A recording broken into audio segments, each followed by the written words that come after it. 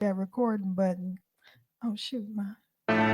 Good day, good folks. You are listening to Talk That Keeps You Woke. And with your awakening, we hope that you will take in the information and knowledge we provide. So make sure you like and subscribe while you hop on this ride as we inform, persuade, entertain, and engage in discussion. Welcome to Pot Liquor Podcast, which is knowledge to feed your soul. I make up one half of Pot Liquor. I go by Dr. A, the inquisitive one, a great debater, Mr. Slow Talker, a rhetorician, and an all-around nice guy, and a member of Alpha Phi Alpha Fraternity Incorporated. The other half of Pot Liquor is my homie, my dear friend for more than 30 years, Kim Parker Jackson Esquire, the legal one, Mrs. Creativity, never obnoxious, the gifted one, a terrific lady, and a member of Delta Sigma Theta Sorority Incorporated. We're back for show 55. What's up, partner? How are you doing today? How was your week, I should say?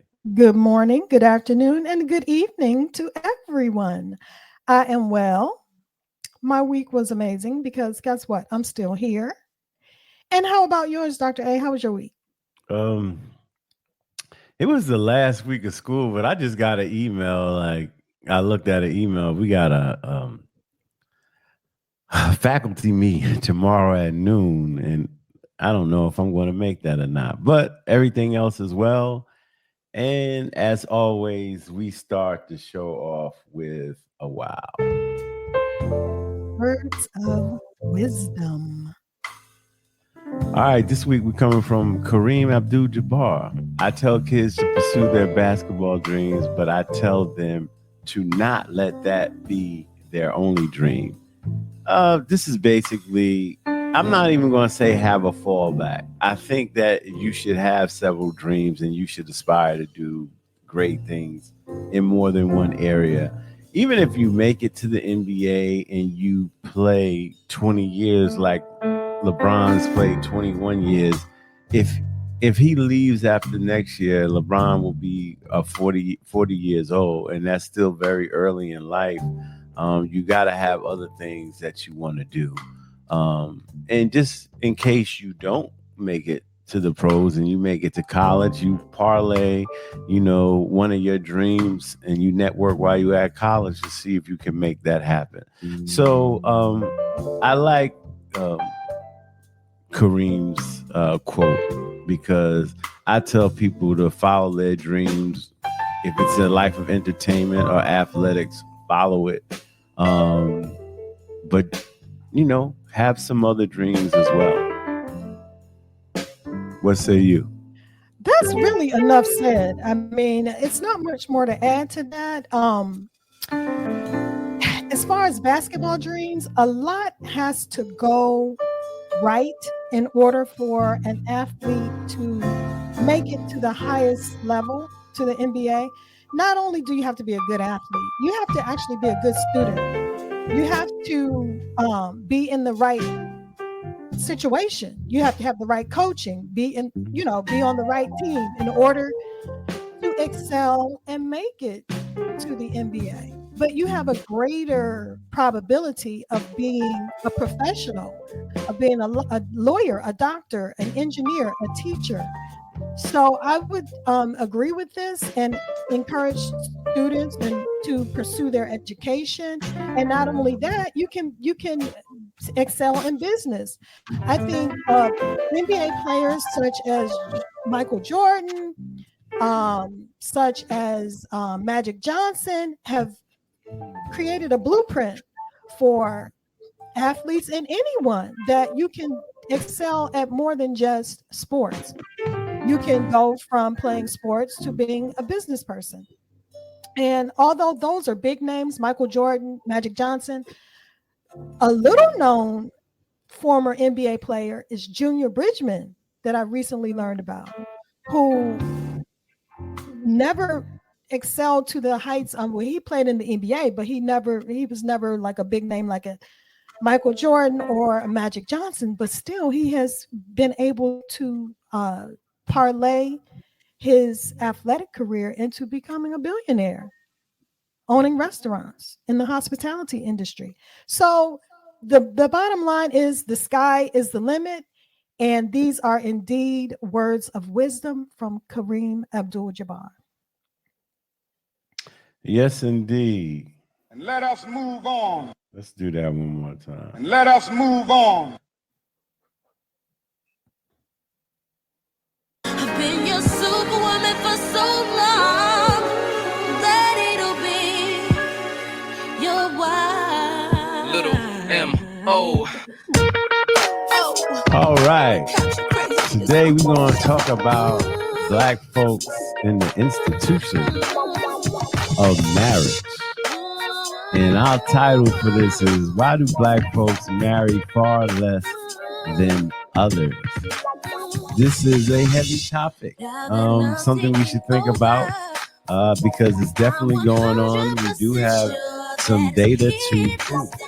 So I'm going to start with my married partner and, let her give her thoughts and her takes first. Well, I just have to, first of all, challenge the premise here because I'm not sure if Black folks marry far less than others. I guess this whole topic stemmed from an article about a book on this topic. And I haven't read the book, but I think the synopsis of the book is kind of contradictory because on one hand, the author claims that children and the Black middle class are harmed when Black people are unmarried.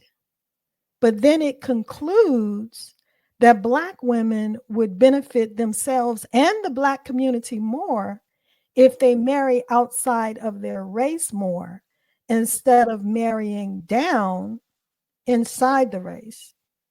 And that to me just, it doesn't, you got to make it make sense for me because first of all, why is the author placing the burden on Black women for this issue? That's number one. You know what I mean? So I don't know if, let me look at that. Before I speak, I just want to revisit that text. No, okay. So I don't think the author is blaming it on African American women because the title is marriage. The book is marriage for white people. So a while ago, probably back in 2016-ish, I heard a young Black psychologist who's a couple psychologists talk about how Black women and Black men don't get married. And the first thing I do when I hear things like that is I check my own like radius of friends. mm-hmm. And it's true in my situation. A lot of people that I grew up with are not married. The majority are not. And it's a big majority. It's probably 8 out of every 10 people I know are not married, perhaps even 9. But that's my circle. Right. In people I know, one thing I did notice is that African American men that I went to college with and graduated, the majority of them are married, right? Mm-hmm. Those that just went to high school, the majority of them are not. So what am I saying? I always thought that education played a role. And now reading some articles in the synopsis of this text, it is a lot of this is based on economics. So one of my questions that I wrote down, is it more about money or is economics, or is it more about love? Because you just said that the article does say that, or the synopsis does say, Black women would do better Right. if they step down in class. I mean, if they married across races instead of stepping down in class. And basically prioritize finances or class, like you said. Right. Go for a Prioritize whole class. finance. So Yeah. to me, this is what I'm saying. Where has the love gone? Like, how important is that to us? And that's why I talk with, there's been a shift. There are more women, period, going to college than men. Not, I'm not going to specifically talk about black men and black women. I'm just talking about man and woman. Right. More women going to college at a higher rate. When it comes to black men and black women, the rate is even higher. Well, they say no, it's 2-1. That's what they say. It's 2-1. So that means 100 women, 50 men, 200, 100. It goes on and on and on like that. I think that plays a significant role. I do believe men judge their worth by their work. I've been taught that, and just talking to my friends, yeah. The thing about it is, to me, in this society, you're indoctrinated that a man should bring home the bacon and he should be the provider and protector of his family. If a man feels he cannot do that, he may not get married.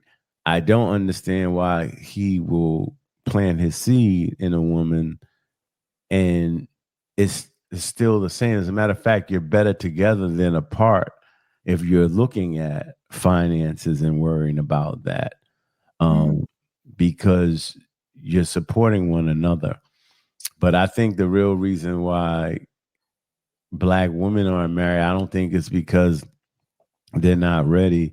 I think that a lot of men that are not secure in their employment or in their career are fearful of that. And I'm the partner that's not been married yet, but have been in a long-term committed relationship for 14 years now. But apparently, black women are more likely to marry black men who aren't necessarily making as much money or aren't necessarily as educated. I mean, black men do that all the time. Do what? What you just said. Marry women who don't make as much, black women Yeah, who don't yeah. make as much. Of course, it's been going on our whole lives. It's not looked at it or examined that way because a man is supposed to bring home more money. That's how we've been indoctrinated. We only say it now because women are bringing home more money, and it wasn't like that. So that's why these women may castigate or set aside some of these men that are not in their economic earning area. So Okay, black men well, been doing it for a long time. My father made more than my mother. right, and that in the article that we read about the myths around black marriage, that was one of the myths, and it said that black men are more likely than black women to bring home at least $75,000 annually. Also, the double the number of black men than women make at least $250,000 annually. So double the number of black men That's make 2019-ish, though. 200. Let's remember that. That's 5 years ago. Okay.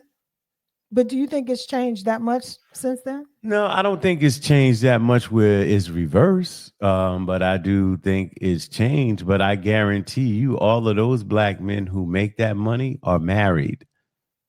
So they're not talking about the married folks. They're talking about unmarried. And why is it unmarried? There's not a lot of those African American males walking around. And I'm not saying But is it just black people though? 250,000. I'm saying 75,000. Yeah.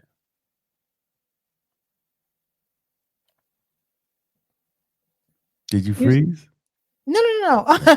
No, I'm just saying though, is it just black people though, or is it just in general more Americans are unmarried?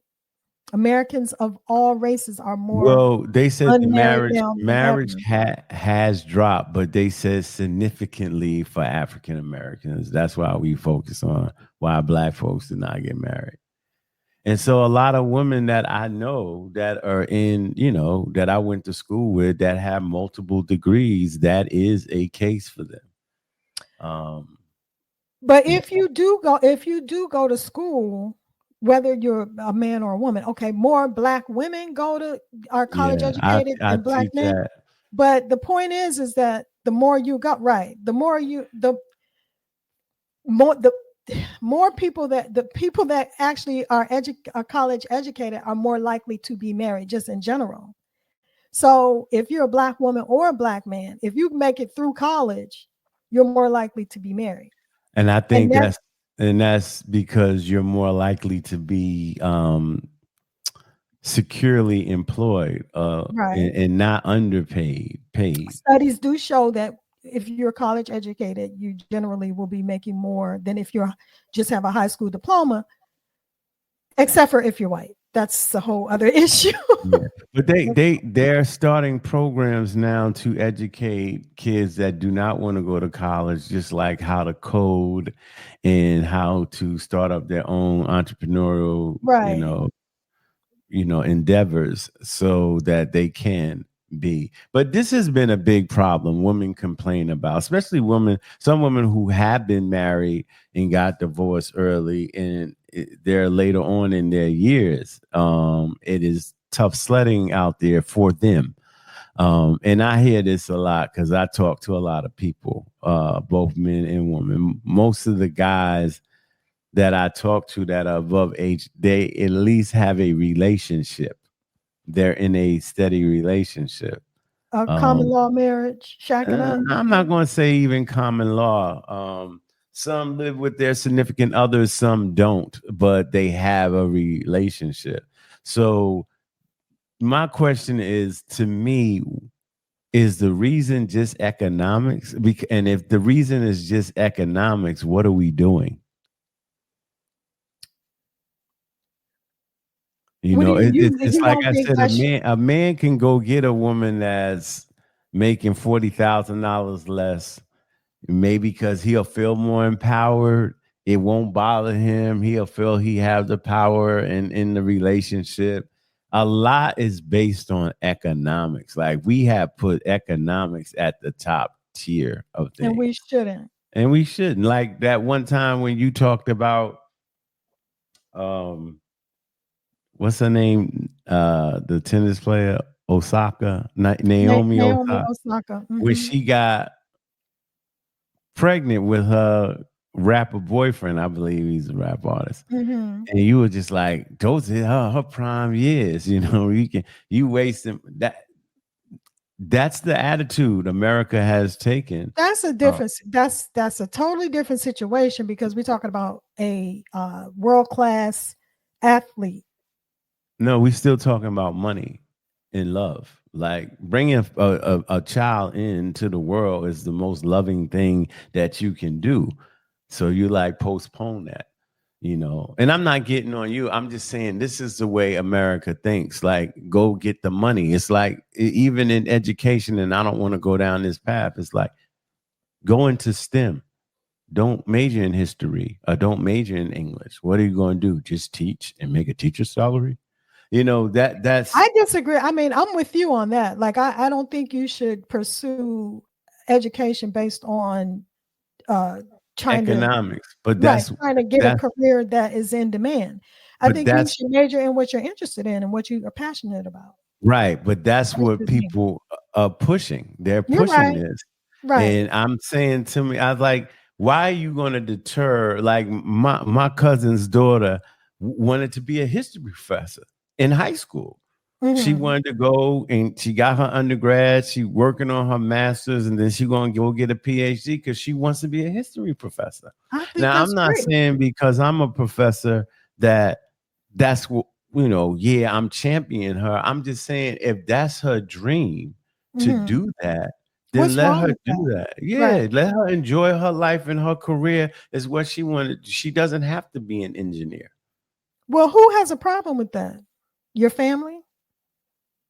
No, no, I'm saying It- I hear people at school, at the oh, schools I teach at saying that. Why they majoring in drama? Like why they you know, it's just like right, it's right. all about securing a A bag. And I job. know it's Yeah. hard times out here, but that's what we talk about. That's what we put But I think the other prioritize. issue, but as far as that is concerned, I think it's more about getting a return on your investment. So people think, okay, if you're paying this amount of money to get an education and get a degree in that particular major, are you going to get a return on your investment? And what is that going to You be? still talking about money though. No, that's true. I mean, that is true. But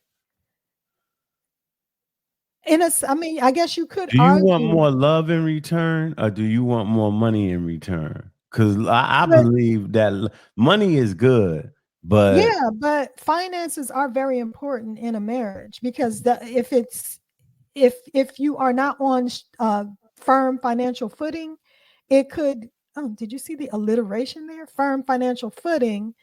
It could result in a flop marriage. Let me keep on with the F's.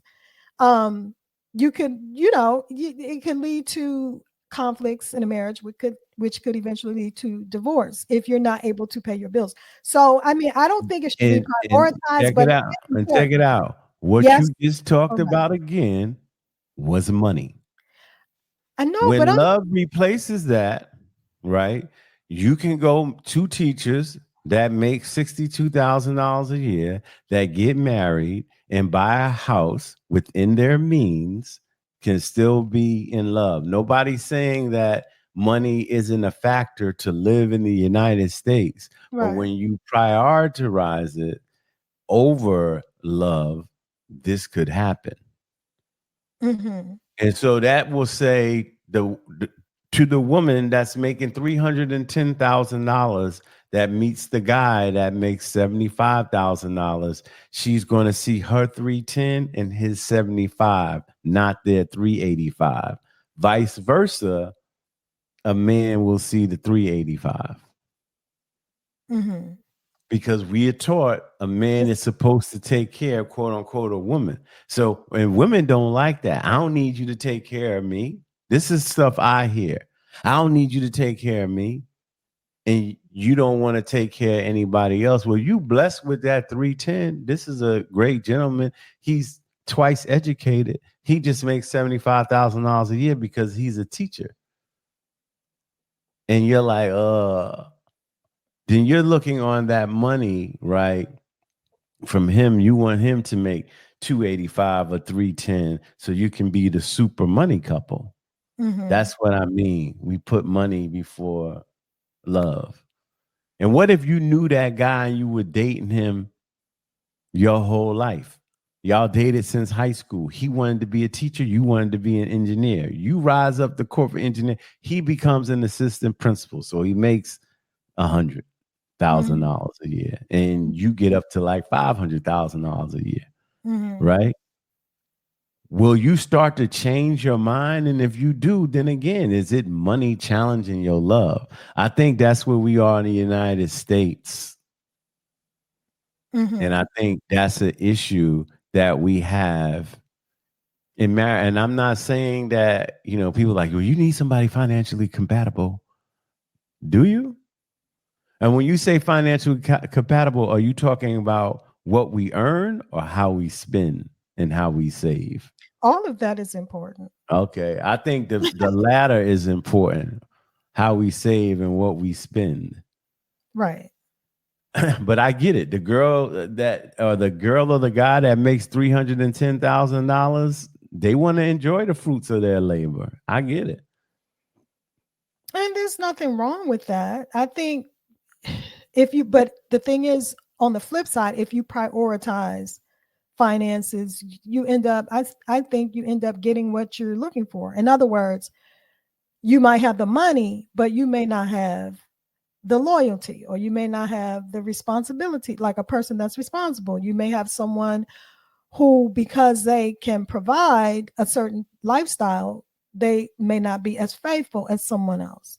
They Well, may and have I don't want to make these mutually extramarital exclusive. affairs. I don't want to make these mutually exclusive. You can't have everything, you know. Case in point, y'all have everything.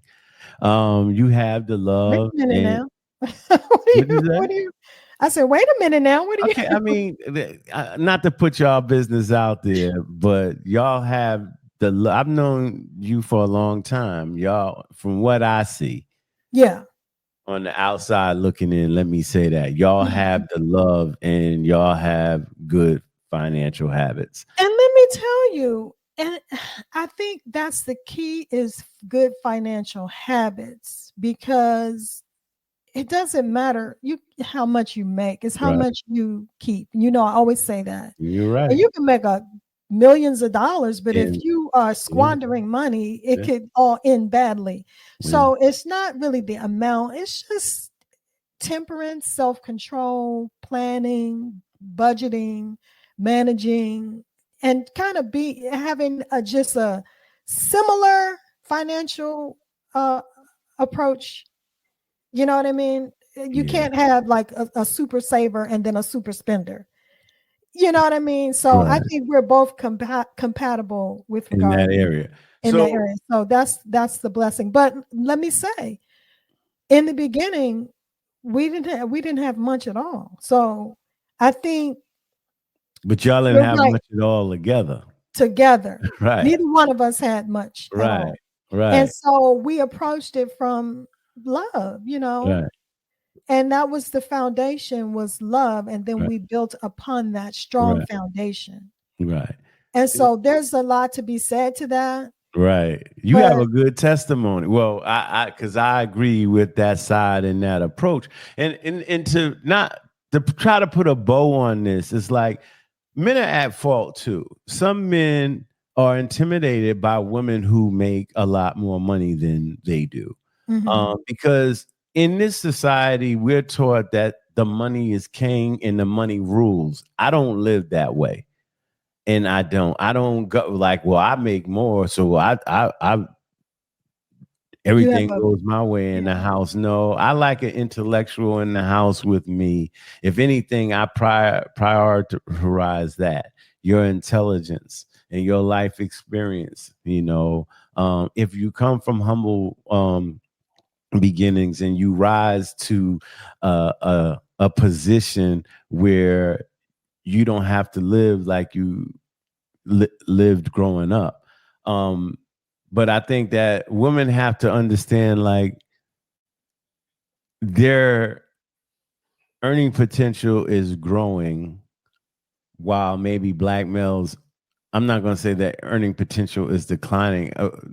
More black women are moving forward in these corporate spaces than the black males. I teach at TSU, and the number of women I have in my class juxtaposed to the number of men in the class is a difference. It's not 50-50, mhm, So like maybe out of 25 students in the class, I'll have at most 9 guys. wow, Right. And so then you have, what's that, 16 women? And that's how really it works out, and you do have non-binary students in the classroom too. So I want to include them also. But I think, yeah, women have to understand the position that they're in. And then because these women have the same mentality, these younger women are like, I ain't giving a man no money. Like, where's that being taught at? Like, where is, like, money is being taught. Like, you throw down tidbits to your kids about, and this is women in general, maybe not just black women. You gotta learn to keep a little for yourself. You never know that rainy day. Almost like you can't trust a man. I get that. That's being taught, but at the same time, is any love being taught? Is any respect the person you with being taught? And that goes vice versa. You know, I think yes, I think you can do both because God bless the child that has his own. You have to be able to, whether you're a man or a woman, you have to be able to take care of yourself because you never know when you will need to do that, and you won't be able to depend on someone else. for So, better or worse, do rich or poor, or sickness and health. Those are the vows we take when we get married. So sometimes you but what might. if your partner leaves you alone and you have to take care of yourself? Should you be able to I do was that? just about to say that. I said, with the exception of divorce, right? Does your partner leave you because you wasn't there when he was sick? Does your partner leave you because you wasn't there when she lost her job? Does your partner leave you? What's the other one? Sickness or better when somebody steps out of the relationship and there's infidelity. So Mhm. there's a lot of things that go with being married. And I know y'all are gonna say, well, you ain't been married. Um, and I could tell you why. Mine was due to not being able to provide for a family because I never had until recently, I never had a job where is steady. And and to keep it 100, put my business out there, my contracts at my universities are year to year. I don't have, if I taught at the other school, it would be a 3-year contract. So they're contracts, you But see, know. let me just say this. I can understand you making that choice because of your financial instability, if you will. You have decided that you don't want to, in the past, you didn't want to take on a family because maybe you felt that you did not have the financial stability to do that. But And I would encourage you and men in your same situation to consider that if you enter the right partnership, that could elevate your family to the next level, you and your family to the next level with the right person. And I would also encourage women to consider men like you and others in this in a similar situation, because really, if you have a good person who has may not have the money but has other redeeming qualities, important qualities upon which you can build a solid family, like loyalty, responsibility, honor, integrity, determination, ambition, hard work. And I would say you embody all of those things. So I would admonish any woman not to overlook men like you. so since that sounded good, we'll end it on that note That's the and we truth. will move on. And let us That's the move truth, on. Ruth.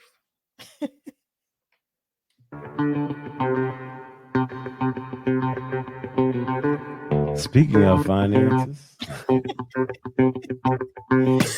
Oh my God, this all ties in together, doesn't it? yeah, we having like a Black Family Day today. Okay. All right, so the Scratching song and is surviving. apropos. It's appropriate to be playing right now because we're talking about Black unemployment Mm, mm, and mm, mm. how does this work, and our thoughts on Black unemployment.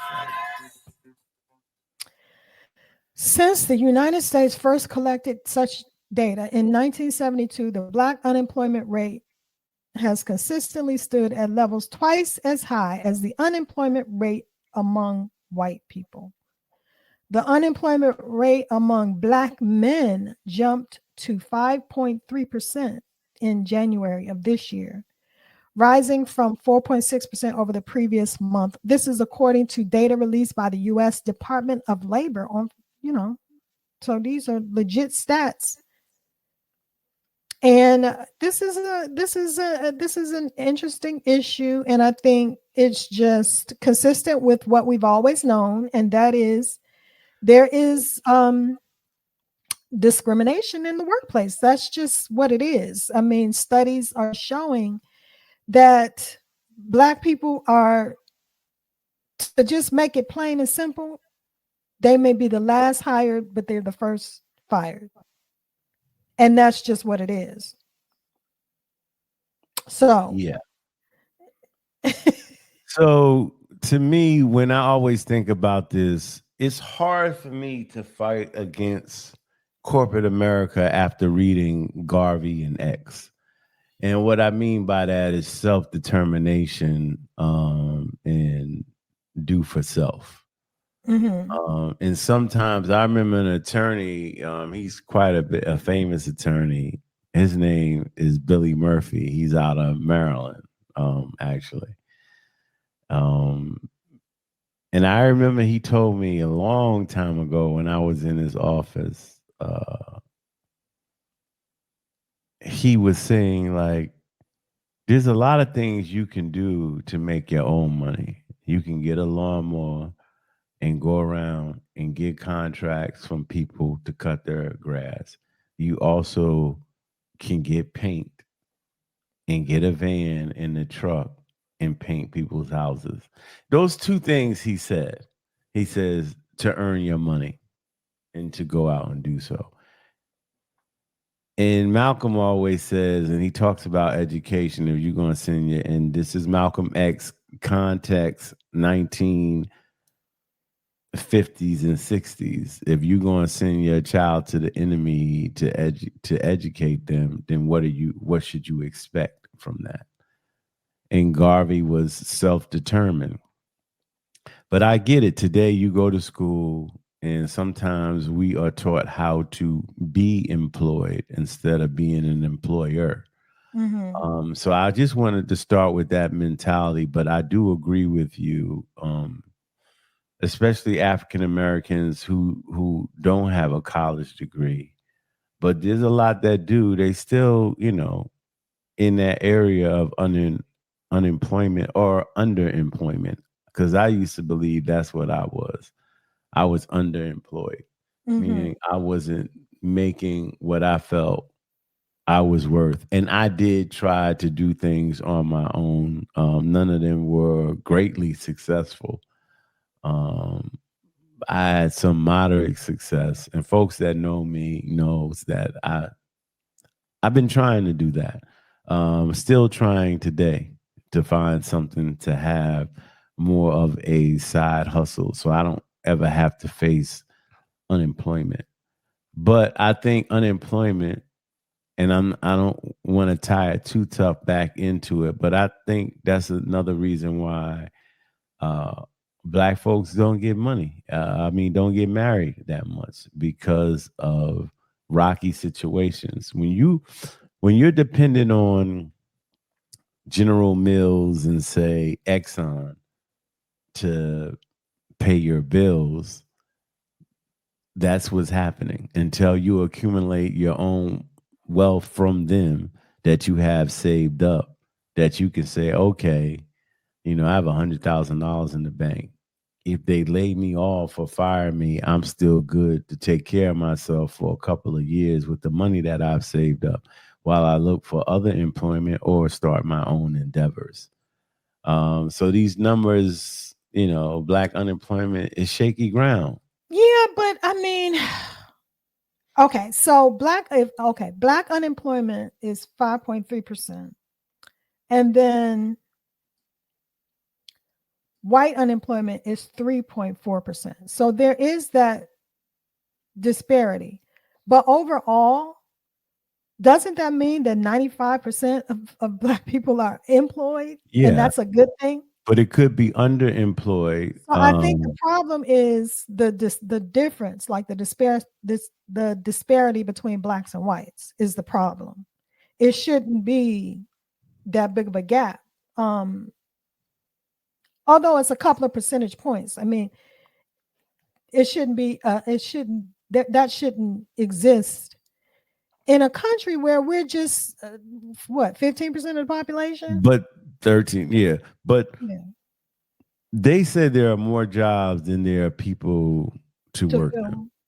Right. But they're not looking at, we have to set aside some jobs because you have to look at a job with the earning potential to me to purchase a home. But Right. I guess they don't look at that. As long as you can live in an apartment and drive a vehicle, I guess they're saying it's okay. So you can't count a 35-year-old person working at McDonald's just as a, being that's underemployed to me. Unless, Well, it he still lives depends at on the home. what? Unless he still lives at home and they have like a communal Well, house. I think but doesn't it depend on, okay, so when you say underemployed, to me, I'm thinking that means they may have obtained a certain educational level, or you know what I mean, obtained an advanced degree that um Well, should get them a quote unquote better job than working at McDonald's. it Is that what you're saying by Well, not underemployed, or do you necessarily mean not only degrees, skills too.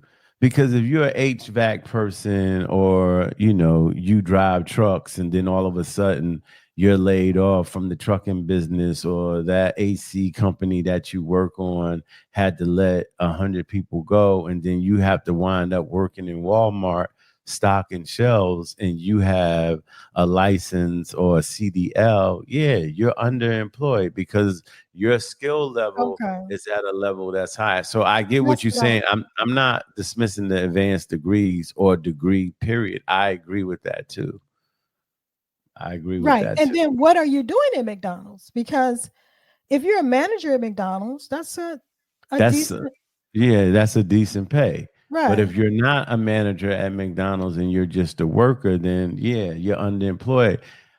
Yeah, I've been in this situation, like, Wait, the see, I think by underemployed, when you use underemployed in that sense, you're just saying you don't have a job that can afford you like a basic lifestyle of being able to afford an apartment, no, no, no. transportation, I'm food. saying what you said before. Okay.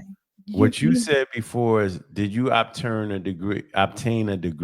Now, okay. there are plenty of guys that don't go to college, but they have a welding license, Yeah, HVAC license. right. They have their CDL where they deliver trucks. Even if you working for FedEx, making more money than you would be working at McDonald's in a regular job or at Walmart as a cashier or a Or as a stop. professional, stop. like they can make more than some No, but I'm professionals. saying you're not underemployed then if you're a manager at McDonald's. I think they make like $72,000. Right. Unless you're a heart surgeon and you had to do it. You know what I'm saying? Right, exactly. Underemployed is different scales on the level. I'm talking about the level, like you said, of education or skills that you have earned to make you earn a higher wage. For some reason, because we're getting the black unemployment, you got let go from your job. And so now Right. you're And you out, just yeah. forced to work another job, which you're being, underemployed to me. Okay. It's not, Gotcha. it's not like I'm saying like, well, everybody needs to be employed at a level where they're purchasing houses and things of that nature. But if you obtain a skill like welders, they get paid like $65 an hour. They make a lot of money if you're welding. And there's usually A lot of a work. lot of jobs Yeah, for them. available. Yeah. Sometimes they have to travel for them too. So yeah, the unemployment is. I'll go back to what you said. Yeah, finances are important in a capitalistic society. They definitely are.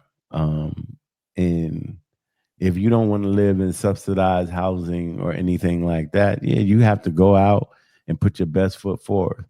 I try to tell my students right now, like life starts now. Like it's really starting now. But I just believe that if you are a full-time employee at a major corporation like a Walmart or a Target, I just feel like you should at least have a salary that you can live on and that you can be able to pay for housing and food and transportation.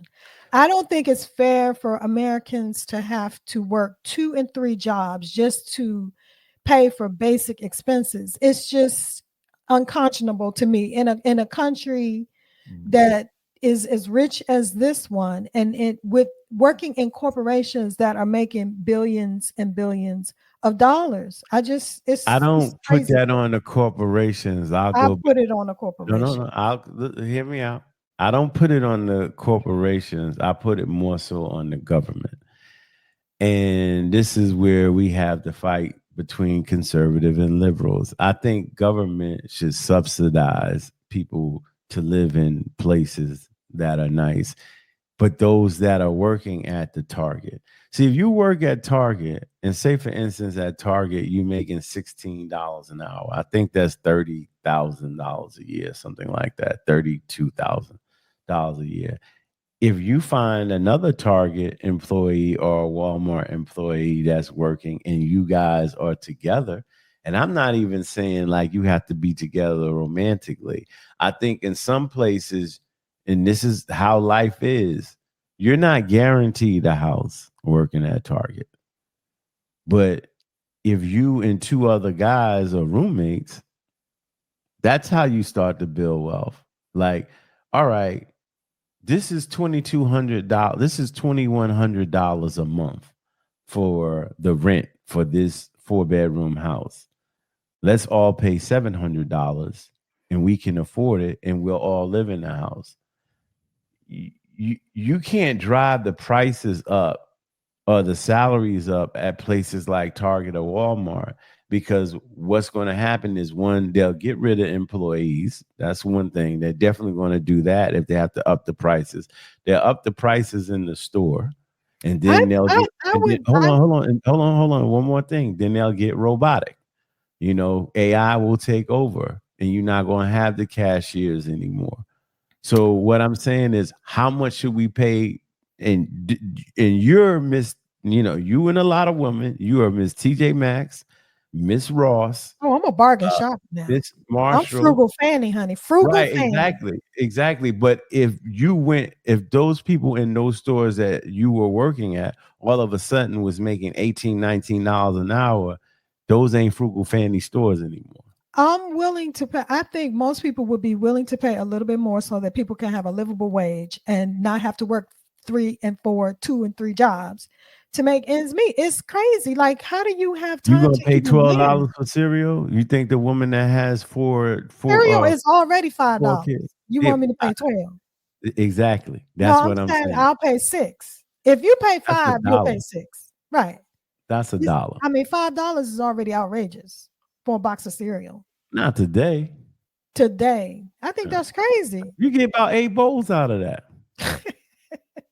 You talking about like the regular size, not like the Oh Costco no. size. Oh, the regular size is like, I thought they were like $3.48. No, they'd be like $4 or $5. They might be different down here. Okay. Mm. But yeah, I just think that's ridiculous. Yeah. So Crazy. and the unemployment issue is just like, we, in one sense, you're codependent. You're dependent on somebody to pay you. And that's the way this world works. If they feel like their bottom line is affected, they're gonna lay folks off. And sometimes people get laid off based on, it's not always color, is on your popularity at the job or how well you know people at the job. Like, well, we're gonna keep Shantae around because he's the life of the, what's the name? And Well, some folks call it. I'm not making this up. This is what the studies have shown. Right, but it's That true. Black people are the But I'm saying last hire sometimes and in the first networking, it's fired. like, I remember on Girlfriends, William, Joan got mad at William because he spoke up in the law firm in the committee on, and they gave him a raise, and Joan was mad that she didn't get it, I'm sorry, and felt that William should have relaxed. And he told her, he said, look, we're very good friends, but when we inside that office, we are competitors. I remember Right. that. Yeah. Right. And so he was saying that, and then sometimes we look at situations where if you're working somewhere and you don't like the money that you're making, that's when you start having those talks to yourself. How can I improve my position in this country, in this world? Does it mean, well, I messed up when I was in college, I need to go back to college and get a degree or two so I can raise my income? Do I need to go to a school and get a skill and come out and be a welder or work on HVACs or drive a truck so I can make $86,000 to $103,000 a year? That's what you have to start doing. Not you going into Target and say raise. I mean, I'm about to go to Target and buy some towels today. If they raise the prices of the towel, I'm like, I ain't gonna get the towels. You know, There's other ways. You don't necessarily have to raise. I get it. It's multiple ways. There's a Yeah. variety of ways that Share there's a some of variety those, of things that need to be done. share some of those profits and stop just prioritizing the shareholders. Because I mean, there's pressure from shareholders to increase profitability. So you want to pay employees as little as possible so that you can report higher earnings. But share some of that money. You don't need to make a gazillion dollars. All right. And let us move on.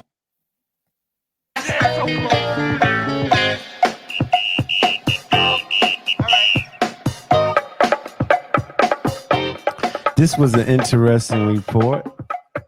Less money for Blacks and Latino students in low-income school districts. So this is crazy. So what I'm about to say is you don't get to choose the womb you come out of, right? And I think everybody should have an equal chance at education opportunities. And I know being a substitute teacher in public school, I see how the system works. Some public schools who don't have the resources, and let's speak frankly, they're bad schools, not because, and I'm not talking about education, is just the fights and the disruptions that go on. You do a lot of time discipline in scolding and chastising children as you do teaching children. Some of these kids suffer from bad nutritional habits. Some of them have ADHD, and they've been examined and tested to have it. So you don't have the greatest attention spans. There's sometimes violence in the school, even toward the teacher. So educators that come out of college, they're like, nah, I don't want to work there. It's so bad that the government even gives out loan forgiveness if you work at these at-risk schools for 3 years. So they recognize it's a problem.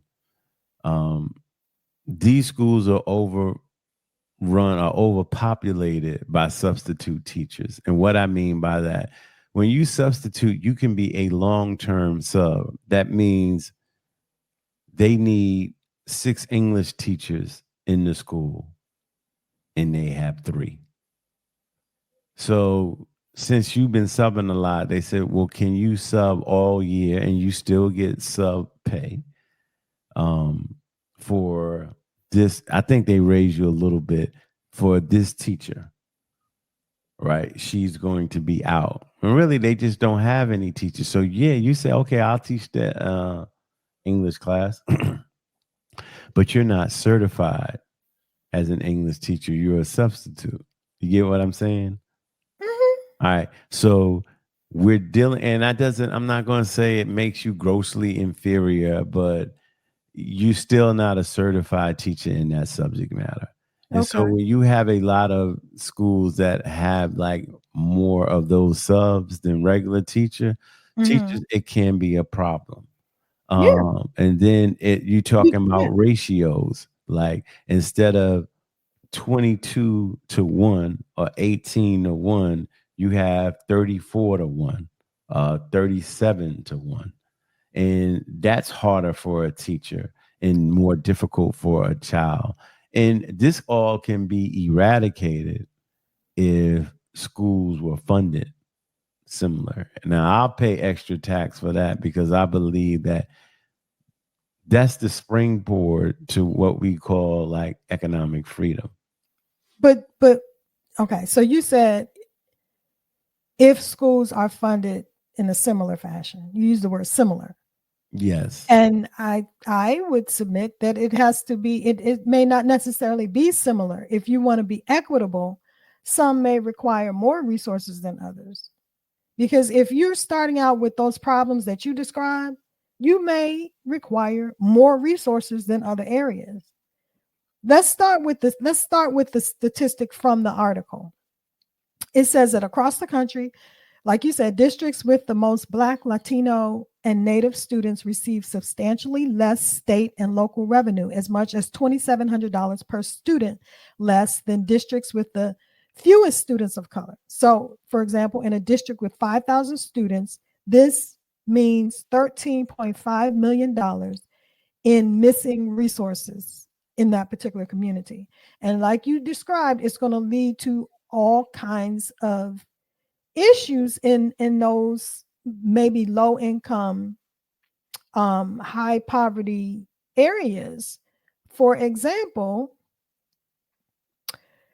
a lack of adequate funding can prevent schools from investing in solutions such as extended learning time for the like tutoring,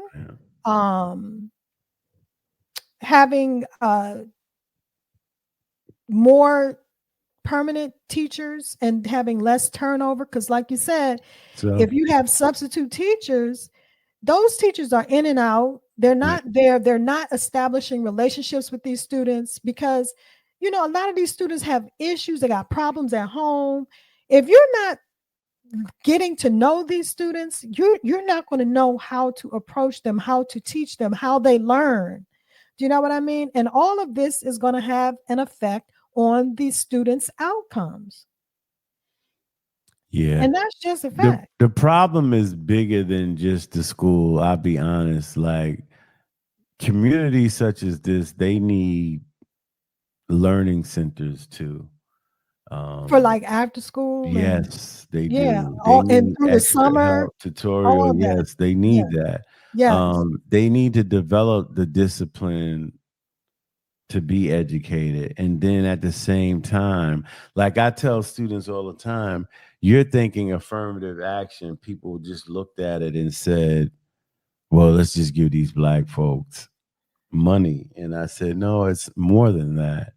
Like I would tell them, I said, raise your hand if you had to take care of a younger sibling. Raise your hand because you couldn't go outside and hang with your friends until your mother got off, but your mother didn't get off until 10 o'clock at night. Raise your hand if you had to cook for your younger siblings and make sure they were ate and fed and washed for bed and things of that nature. Raise your hand if you had that. Raise your hand if you had to go out and get a job, you know, to help support your mom, or if you're a single parent. And none of them will raise their hands. I said, this is what we're talking about. And this person will manage to get a C+ grade point average. They'll let them in school because the school will say, if they didn't have all of that, they probably would perform at an A+ area.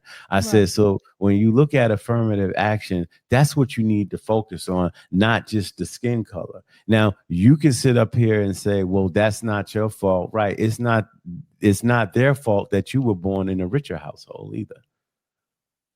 Right. So that's what we're talking about. You understand that you're in a privileged position, that your mother and father were educated. The baby doesn't come out. It's not like you, when you in the womb, you get to program something and say, this is the parents I want. And boop, you pop out in a wealthy household that has money for you to have tutors and extra work, that has nannies, and you the stuff you study in history, you actually going to visit over the summertime. So Right. that gives you more. You're going to museums. You're going to and Europe. You're like, going to yeah, exactly. I said, so that's all privilege. That's a right. privileged life. And nobody's mad at that. No. But the underprivileged needs help to try to get Right. to where close to where you are. So So here's to the make it fair. question. Here's the question. Why are those areas underfunded? Why are we allocating the resources in such a manner that you got more going to an affluent community than you do to a low income community where What the need is greater? That is was you illogical to me. well, okay. So here's my fight. And I think they're changing this. I'm sorry, I didn't do enough research on it, but some of the students that are in education at my school at A&M are telling me the course is changing. Usually everybody in the neighborhoods you live in, you pay a school tax. You pay, And yeah. it's based on a percentage. And if you live in developments, the surrounding areas or a township where the majority of, say, the people living there, they have six-figure income households, like Mm-hmm. and some even seven figures. That money is going to the school in those districts, and that's how they get a lot of So are money. you saying depending on the tax base in a particular community, those are the resources you have to work with? So Right. if you have If you more live tax resources to work with, you're going to have right. a better school system. Right. But they're changing that now because they put some program together where those lower income school districts would receive money that Right. will put them closer to what the affluent neighborhoods are getting. Because, like I said, I grew up in the housing projects for 9 years, right? Mm-hmm. And then we moved into a house. But the town I lived into was mostly Yeah. affluent Jewish So you kids, went and to a good school.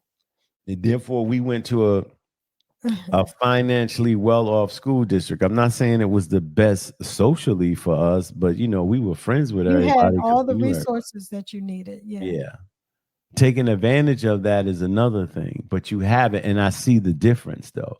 I saw the difference when I went to teach at-risk schools. I was like, wow, they got a shared textbook. We had enough textbooks. I know I asked for two. I had one I kept in school Right. and So one you at didn't have to home. carry books around. Right. Exactly. So, everybody didn't do that, but I used to do that. So I'm glad to hear that the tide is turning because it needs to. This like if you have a family and you have a child with special needs, whether the child is autistic, whether the child has cystic fibrosis, has like a serious health condition, and then you have another child that's healthy and that is doing well in school, smart, all of that. Aren't you going to invest more of the family's resources into the child with the special needs? It does that mean that you are neglecting the other child? No. I mean, it's just common sense that you're going to put more resources into the person or the place that has more of a need. So it shouldn't be the same. It should be equitable. It should be whatever that community needs to bring it up to par with all the other communities. And that's the problem, is that test scores are higher among white and Asian students than they are among Black and Latino students in these neighborhoods. And it shouldn't be that way. Those gaps should be closed. And the way to do that is to invest the resources necessary. Yeah. So I agree, just to close out this topic, I agree with Ivy Morgan, who is the director of the P through 12 Data and Analytics at Education Trust, who said money matters and how much a school has affects student outcomes. Yet school districts and schools that serve large populations of students from low income backgrounds, students of color, and English learners continue to receive less funding. This has got to stop. Yes, it does. And let us move on.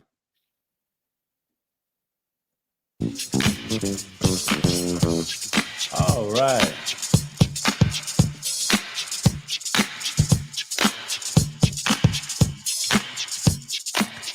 Is it important to choose the right restaurant and who pays for the meal on the first serious date? We're going to have a little fun with this one. A while ago, it went viral. This young lady was complaining about her first date, the guy taking her to the Cheesecake Factory, and she was like, more so like that. And, what I like to eat. So, yeah, I get the whining and dining and the treatment, but I'm always there for the food. I'll keep it on. There's some dishes at Cheesecake Factory that I like more than some dishes at Mastro's that I would like. Just simple and fun. You always don't have to eat like fancy. And I know people are saying, well, the chefs at these restaurants are better chefs. And I'm like, yeah, they better than me. And I cook for myself at home and I still enjoy that food, right? Right. So it's just, but you're trying to impress somebody. Mm-hmm. If you're trying to impress somebody, it does matter what restaurant you take it to. If you don't have the needs of the means, or the income, then it's different for you. That's what we need to do. We need to do top 10 or a top 5 list of restaurants when you make that you could take somebody to a first date when you have lower means, or you save up that money and take her to the nice restaurant. Okay, so I'm looking at an article that this is from HuffPost. So they have a list of the top first date hotspots. And a lot of people, like you said, they don't want to go necessarily to dinner with somebody because you're not quite sure if you really digging this person. So you might want to just be like, let's go have a cocktail, or let's go have some coffee at Starbucks or whatever. So in HuffPost, they have number 1 is Starbucks. That's not a restaurant, though. I know, but they do have food there. But like I said, sometimes you don't want to you just want to actually be able to talk. And the thing is when you're eating, you can't, some people don't like to talk while they're eating. No, you but can you have can talk. conversation, but you can talk after you eat.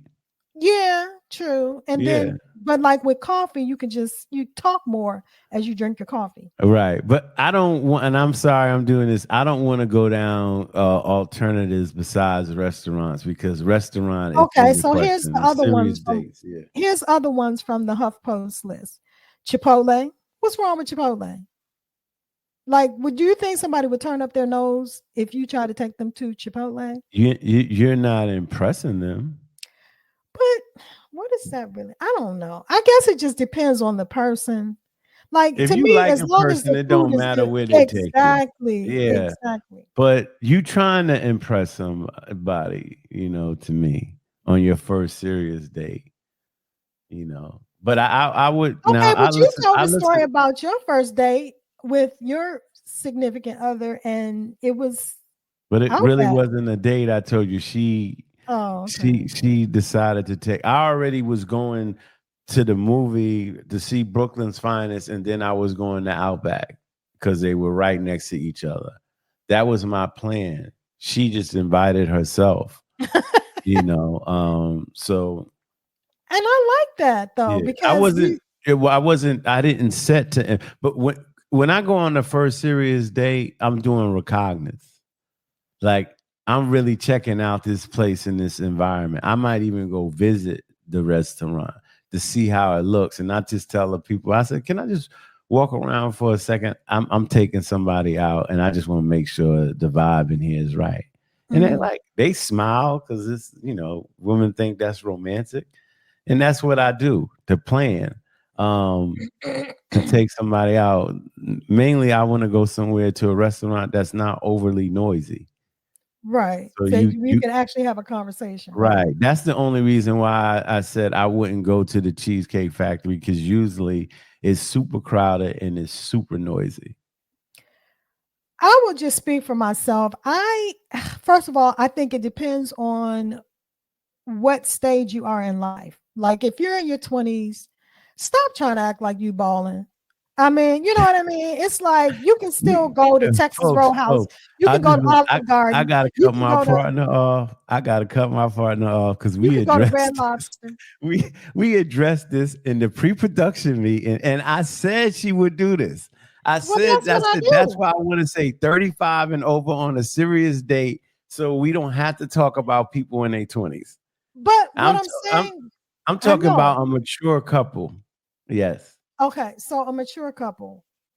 Yes. I don't see any like I'm married for years. Like we Yeah. don't if we go out to eat, we can go out to a nice upscale restaurant.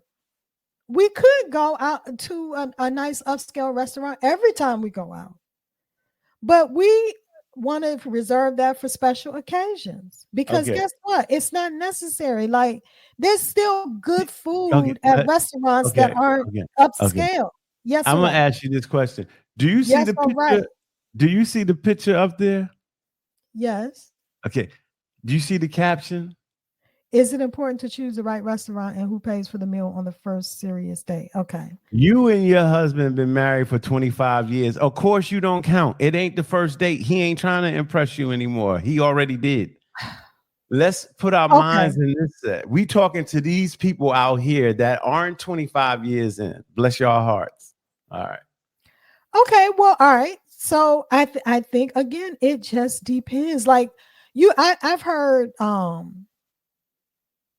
Chad Johnson, Ochocinco, Yeah. the NFL, former NFL wide receiver for the Cleveland. Who did he play Yeah. for? That's on Nightcap with Shannon Sharp. He played for Cincinnati Bengals, right? Right. So he talked And the about Patriots. right. So he's a multimillionaire, obviously. So when he met his fiance, he was saying how he they were hanging out and he was getting to know her, and he was like, I'm about to run by, I'm hungry, let's go into McDonald's. And he said when he got there, and I think he owns like several McDonald's franchises, but when he got there and pulled up in the drive-through, he said before he could get his order out, his fiance was reaching across putting her order in. Like it's not that's like, you know what I mean? Like it's okay to Let's go. not use them. That's not a first date. He's a multi-millionaire. That's No, but he impressive. was talking Plus, he about when he owns was 7 first when McDonald's. So why not invest in yourself? So we going out of the stratosphere. So I'm gonna bring it back down, y'all that are listening, to a serious stage. I think my opinion, I think it does. I think it does matter where you take the first serious date.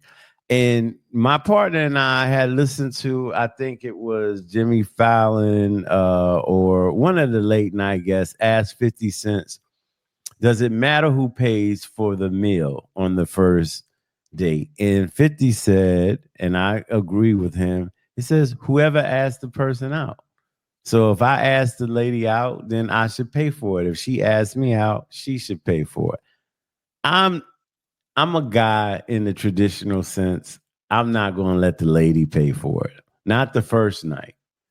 Maybe the first 3 meals she doesn't pay for. The fourth one, if she suggests that she pays for it and she wants to, I'll let her. If she doesn't, I'll pay for it. But I think that men like to see, if I keep taking you out, at least a woman to offer, let me take you out this time. You done took me out such and such time. I think the reciprocation is there. If some woman's like, no, I'm not doing that, then to me, you're just saying like, if I fall, you're not gonna be there. I think so the meal to me, Does it matter? Yes, I think it matters. I think the person that's asking the other person out on a date should pay for the meal. So it does matter. Okay, I agree with that. All right. And But I think the first serious date that you take them, I think it depends. If you're going for fun, then it's a fun situation, like a fun restaurant. I guess you can go to, like if it's a comedy club that serves food or what have you, and there's entertainment. Yeah. I like a quiet restaurant that's probably not a chain, and you can sit down and have something to eat and be served and taken care of, and you can talk and have a good time. another option is to just ask the person where they would like to go. Like, I would like to take you out to dinner. Where would you like to go? I want to Yeah. take you someplace that you like or that. And all I'm trying to say to you is that just because something costs a lot of money does not mean that it's necessarily even good food or that it's, that Nobody you mentioned money though. that you're impressing someone because Yeah. something costs a lot of money. So it doesn't necessarily have to be an upscale restaurant or what someone would consider nice because it's upscale. Like if So can we take the you food back is to good your at Red Lobster. The food is good at Red Lobster. yeah. Yes or right? The Cheddar Yes. Bay biscuits. The food is good. You can't ask me that because the food is good anywhere I go. You see Right? what I'm saying? Yeah. That's all. I'm like, it's not that serious. Like, It is but, that serious. It no, it's is. not. It look, And that's the thing. It depends on the person. So if a man is trying to get a particular woman, and you can look at a woman and tell whether this is a high maintenance woman or not. Let's just be real about it. Like, if you see a woman and she has on red bottoms and she has the high she upscale driving purse, a Range Rover and got a Gucci purse. Yeah. right, and her hair is It's done laid. impeccably and she Yeah. has her nails done and all of that, Yeah. then she's probably not going to appreciate going to Red Lobster or Panera or Olive Garden. And so if you were to ask her, I would like to take you out, where would you like to go? She may, she's probably more likely to want to go to an upscale, expensive restaurant. And so if you're trying to impress a woman like that, then yes, of course, you're going to try to take her to like a really popular, expensive, upscale, nice restaurant if you're trying to impress her. And that's just what it is. But so if you just have a regular girl like me, it's not necessary to take me to I mean I would choose a cheesecake factory or just where depending on where we are, like just some place that has good food. It doesn't have to be Some expensive. women don't want to be overly impressed because they don't want the male to have unreasonable expectations. That's a factor too. All right, so you know how DLU Hughley has the joke when you take somebody out and they order from the expensive side of the menu, and he says, and I'll say it in polite terms, he says, you know that's the sexing side of the menu. The sexy side. Oh, that's like Shannon Sharp who said when he takes a woman out and they order the most expensive thing on the menu and they like, for example, lobster, and they say, well, what goes with the lobster? And he says condoms.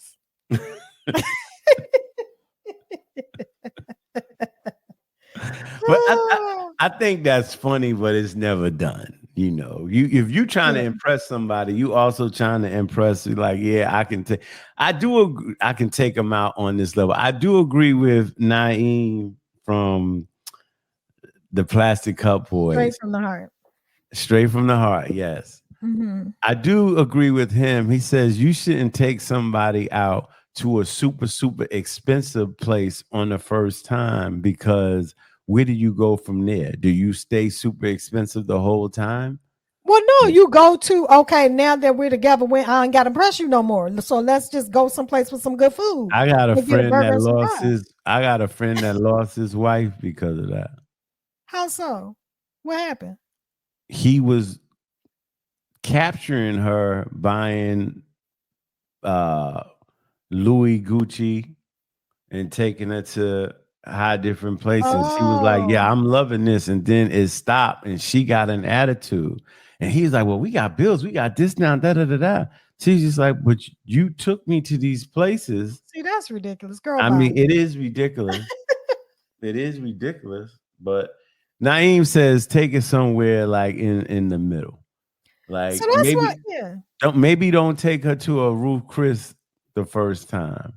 You know, I mean, I feel like even like rich people don't always want to keep going to these places all yeah, the but time. we're not talking about people who are already married. That's Okay. what I'm trying to say. This is a first date situation. You're trying to impress the person because when you already married, it don't matter who pull out their credit card. The money's all the same, right? Right. All right, so when you and Ryan go out and he's like, "Oh man, I left my wallet at home." You not saying you better go home and get it. I'll sit here and drink some tea. You're gonna be like, "All right, boom." And then when he get home, he might transfer the money to your account or whatever, however it is to pay for the bill. But I'm saying first date is nervous jitters. You're trying to impress somebody. Mhm. Um, what took the nervousness away from me, and I'll tell guys this all the time, get to know women. Be friends with women because you can ask a woman, how are you feeling on the first date? And if you ask 5 women how they gonna feel on the first date, they gonna be a little nervous. They gonna be this, that, and the third. Then all right, that should make you more comfortable. Well, they just as nervous as I am. You know? Do you get what Right. I'm saying? So Mhm. you want to impress the person, but yeah, you don't want to overdo it. That makes sense. I Yeah. got you. And then you're right. It does depend on your money level because if you make $700,000 a year, none of these restaurants are anything to you. And Right. and that's what you're gonna be doing anyway. You're gonna be, this is a regular place I go to. Mastro's is a monthly thing for you. Right. I Right. just wouldn't, I mean, I think everybody has to manage their expectations. So if I meet a guy and I know that he's on a particular um level financially, I'm not going to expect for him to exceed that level. Do you know what I mean? So I think you have to manage your But expectations. do you think he should meet the level? If he so desires, yeah. But I you mean, wouldn't have cared I'm at just a flexible you person. you It's you not. got married in your 20s, right? No, I think I was 33. 31? 33. Okay. So in your early 30s, because I don't know when you and Ryan started courting and dating each I've other. known him since I was like in college. Yeah, but you didn't, date him all the way through college. Off and on. Oh, okay. So you learned something new. All right. So it's hard to ask you this question because you already had him. But at that age, like say at age 28, 29, 30, 31, 32, in that little 5 year span, if somebody was try to remember how you were, if somebody was trying to take you out to impress you, yeah, knowing you, yeah, I think Oh my God. Did I don't know if cheesecake I goes ever too far. told I don't know if I ever told you this story. This was the story. Oh, okay. So I guess I must have been in my early 30s, but Ryan was trying, this was the date that he took me out on that he was going to propose to me Okay. that day, right? So he had asked his friend, like, where should I take her to, we're going to go out to dinner. Then we're going to come back home and I'm going to propose, right? So he was supposedly taking me to this fancy restaurant. This was somebody suggested this restaurant near Ronald Reagan. It's called Ronald Reagan, but National Airport in DC, where Mhm. you could sit in this restaurant and you can watch the planes take off and land and stuff like that. And it was supposed to be like really amazing, but it was horrible. Like it turned out to be so bad. And it was funny because he was trying to be impressed, like he was trying to impress me. What was bad about it? I remember this is all I remember from. First of all, the food was not memorable. Okay, because I don't even remember what I had. But I do remember this one thing. I had ordered a baked potato, right? But I wanted like a loaded baked potato. So I wanted like the butter, the cheese, the sour cream, the Bacon scallions, bits. Yeah, the yeah. bacon, right? All that. And so they brought me out the baked potato, but it didn't have the cheese on it. So I said, oh, excuse me, I thought this was supposed to have cheese. That person brought me and Ryan can attest to this. The waiter brought me a plate with a slice of cheese on it. I am not my right hand to God. I said, "Are you?" We looked at each other and just started laughing. We was like, "Are you serious right now?" I have He's never like, we left the grater at home. a slice of cheese on they a plate. they was like, look, use your I hands. said, It's "Oh my God." it still melts. And to this day, we always laugh about that. But Okay, that so was y'all got crazy. So it's like it's like sometimes you just gotta, it's not that serious. Like just go for the tried and the true with some good food. Like it's just well, sometimes people when do too people much. say it's not serious, then to me, that means you could take somebody to a pizza restaurant. Right. I'm telling you, if you're digging a person, and this, I guess some women are just doing too much, like you requiring too much. Like some women are like, well, I need this and I need that, and he needs to make this, and I need that. I don't eat there, and I don't eat that, and I don't do this, and You okay, also trying to get to know a person and how they conduct themselves too. Like to me, I remember I took this girl out and she was rude to the waiter, and that was it for me. right. She was You just don't like, want "Oh, I'm anybody, sorry, I just don't like such and such, such and such." Boom, boom, boom. but you don't And have to be mean and rude. Yeah, right, and I didn't like that, and I don't blame she you. had called me later on. She was just like, I didn't hear a call back from you. I was just like, yeah, I don't think This is gonna work out. this is gonna work with us. She's like, why? I said, I don't think we should talk about it. I just think you should just take my word because I don't want to get into an argument with you. You are who you are, and you should remain beautiful in that way. But I didn't see a mess. She was like, it's how I acted at the restaurant. I said, pretty much. Do you remember what the issue was? Like, why was she so mean? Do you remember? Or she was just Um, rude in I general? I think they messed up her order. And she went off. Yeah, just not. This is not what I ordered. Y'all gonna get it right? Yeah, blah blah blah. Like, do I need to speak to the manager? And I'm telling her like, she said, no, I don't. They ain't going to. And I felt like if you saying all of this now, the littlest things are going to tee you off, and I'm Yeah. not dealing with that. Right. I'm not dealing with somebody that's always doing that. So that's what I'm saying. Like at a pizza place, I guess you can find that out too. But usually they just gonna put a pie on the table or whatever, 4 slices on the table, and y'all gonna eat. And you sitting there and it's loud. It's not. I want ambiance, So I want to see how a young lady can, a lady conducts themselves. Today I wouldn't expect anything because of my age. If I was to date somebody, I would expect them to have a certain level of decorum. Wow. And if they didn't, it ain't a mix for me. Right. A deal breaker. Yep. So with that being said,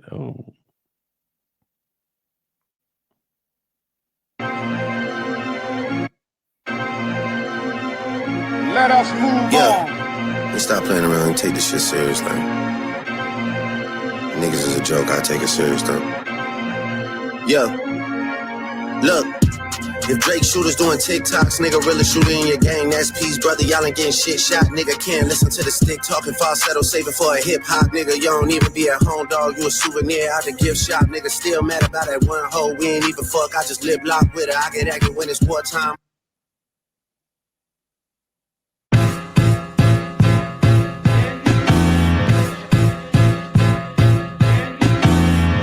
Dear Adonis, I'm sorry that man is your father, let me be honest. It takes a man to be a man, your dad is not responsive. I look at him and wish your grandpa would have wore a condom.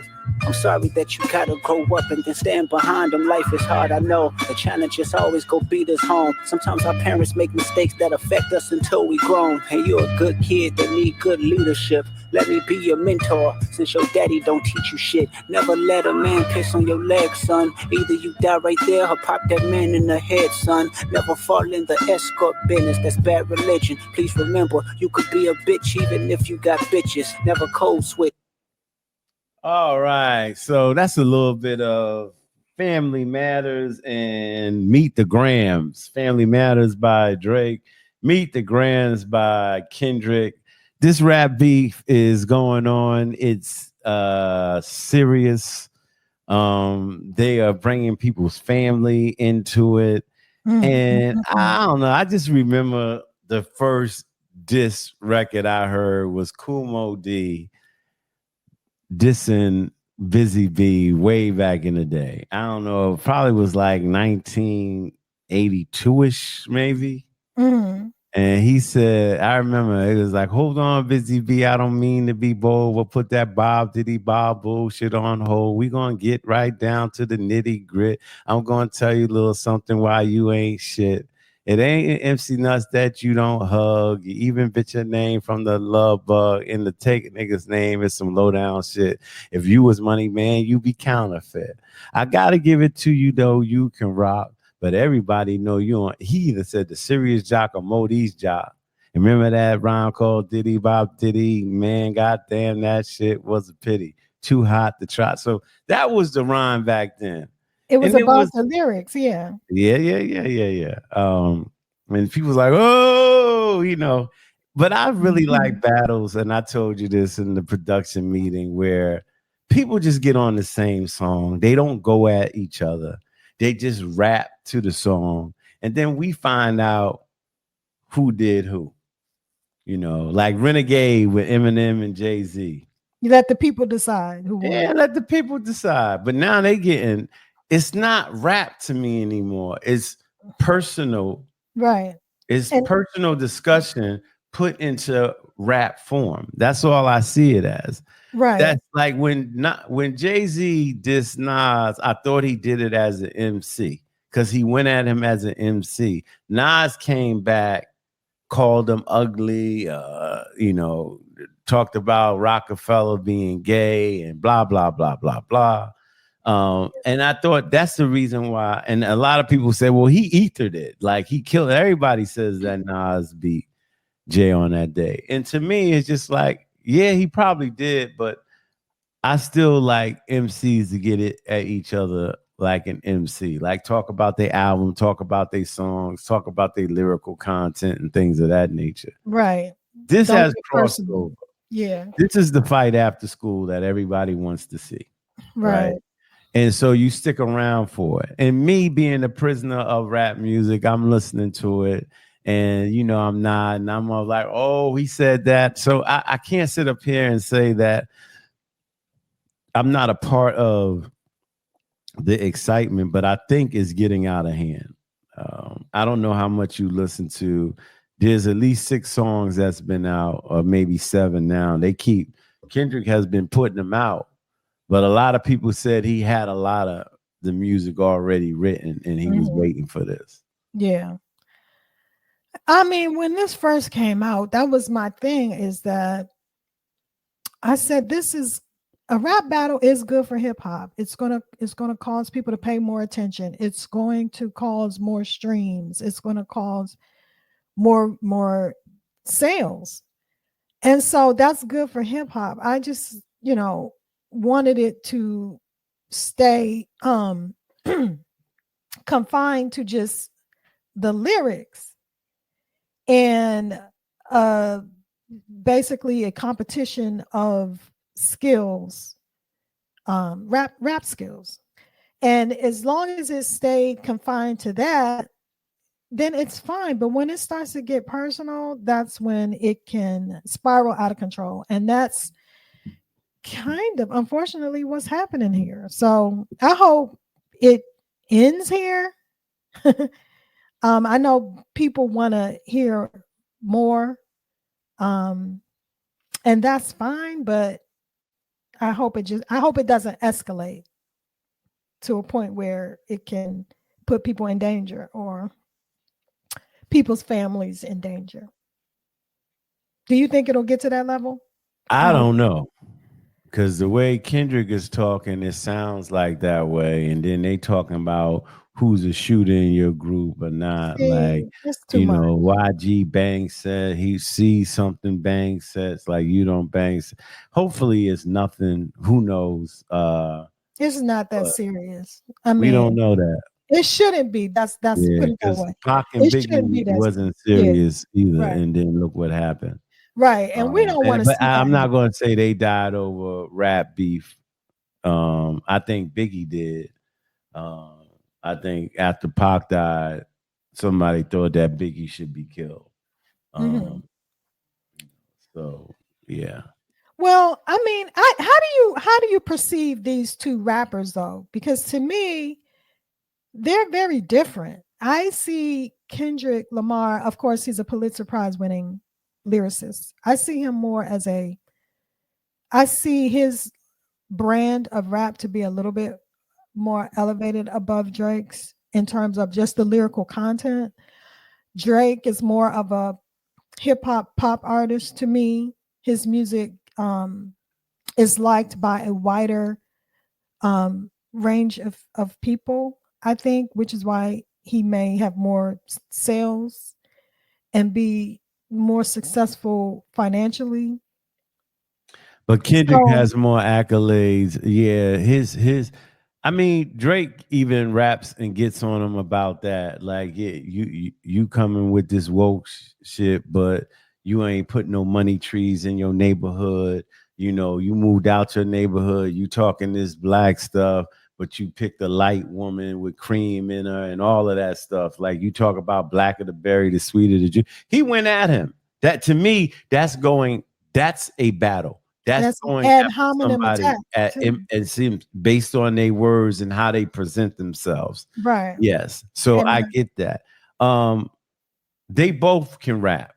mhm. They both can rap. And J. Cole. I still think J. Cole is better than both of them. But See, J. Cole was smart in hindsight. He's like, I'm out. This too much. I don't think he was smart. I think that he went with his conscience. He said it was eating him up inside. But now that I this would is talk to J. Cole and say there's other ways you can battle a rapper instead of like to me, I would have did an album with Kendrick and say, all right, let's go back to back and let the public decide. let me ask you this. Do you think that this rap beef between Drake and Kendrick Lamar, do you think it is going in the wrong direction and spiraling out of control? Yes or no? I don't think it's spiraling out of control.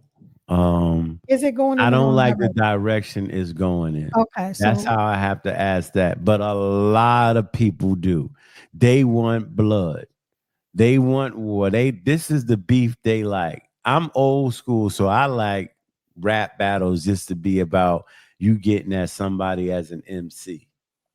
so considering that, do you think it makes sense that J. Cole bowed out when he did? No, because I don't think J. Cole would have crossed those lines. I think they crossed lines talking about each other's families. And then, both said they took it there. I don't think J. Cole would have did that. And J. Cole already, you can't shoot a gun and then say I'm bowing out because you still shot your gun. Remember, I showed you the lyrics that he Well, it looked like that's what he did. You saying that wasn't cool because he did do yeah, that. I'm gonna shoot back at you. You're not gonna stab me on the way out the door, and I'm not gonna get you back. Yeah, I'm gonna get you back. And that's why he said he'll stick his chin out and let him have Yeah, it, and then he'll leave it alone. But right. he ain't Kendrick really ain't do anything with J. Cole.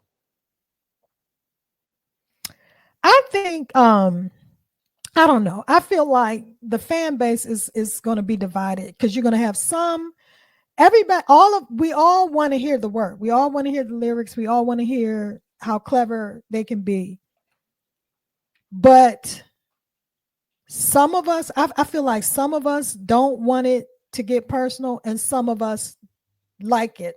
Who in your household has listened to any of it? Oh, the kids were just talking about it yesterday. They were Oh, like, oh, listening to it, going, oh, like, okay. oh. So they hyped up about it. And I asked them if they wanted to come on and talk about it. They were like, that's okay. But they're like all into it. Yeah, that perspective, especially your daughter's perspective, would have been nice because I think Kendrick Lamar is calling Drake sleeping with younger people and younger women, and he's going down that road. Excuse me. He said somebody in Drake's group was a pedophile, so they throwing stuff out like it's personal. So I don't know. That's the talk of the town.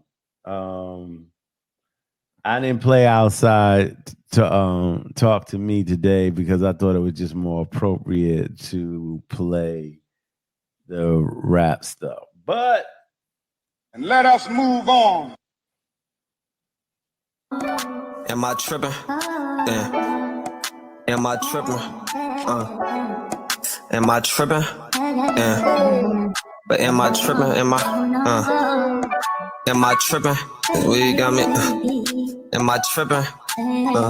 Got me sipping. Got me thinking, am I tripping? So this is where we play Am I Tripping game. This is a game that was created by Reese Colbert. You can buy it at amitrippinggame.com or amazon.com. It'll cost you about $15, $20. Okay, so fairy dust, please. You're supposed to be ready. got all about that. That just makes me happy. Okay, ready? Yes. I have been with this guy who treats me great and checks off almost every item on my list. The election was coming up, so I asked him who he was voting for. I was shocked when he told me he couldn't vote because he had a criminal record. Although I truly like him, I broke things off. Am I tripping? Yes. You are tripping. Hold on, though. Not so fast, bro. Because what if this man has a criminal history of sexual assault? What if he's on a sexual, what do you call it? Sex offenders list. It depends what the offense was. Okay, so first you said, yes, you tripping. Now you saying it depends. Well, that's why I said not so fast, bro. To me, if you're a rapist, you ain't getting out of jail. Rapists get out of jail? Yeah. And that's why we have a sex offenders list. 20-something years. Yeah, 20-something years. Sex offenders could be somebody grabbing your butt in the club. And then all of a sudden they go down for that. But they're not going to jail for 20 years for that. No, but they are registered as a sex offender. Okay. So what I'm saying is, I'm not saying women should be violated, but you register for a sex offender because you squeeze somebody's behind. And I know a lot of people saying, see, that's how sexual assault start, but we don't know if he knew the person or not. And then she got mad. So yeah, it depends. If it's a reason why I say she's tripping, because if it's a non-violent drug offense, then are you mad? If he was selling marijuana, are you mad? Those are good questions. This is a tough one for me just because, it's very, very personal because you have a right to have your list of things that you want in a mate, and you have a right to have a deal breaker. A great guy. Read what she said. I know, but that's a deal breaker for her. That's okay. If that's your deal breaker, I can't be mad at that. I'm saying you tripping because of that deal breaker. Right. And all I'm saying is it does depend on the offense. Like, yeah. Because you might be able to get your criminal record expunged. Yeah, it could be DUI. He could have went to jail for DUI, not killed anybody, but 2 times, and you gotta worry about the alcohol. He said I was in a program, I'm sober, so yeah, I probably wouldn't want to touch that.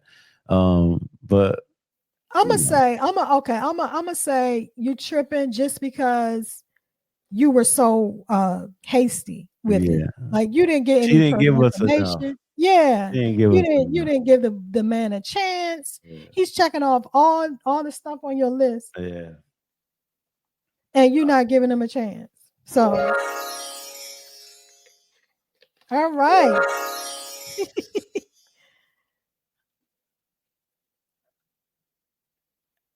I broke up with a woman because her kids are ugly and I can't risk passing on her bad genes to my future kids. Am I tripping?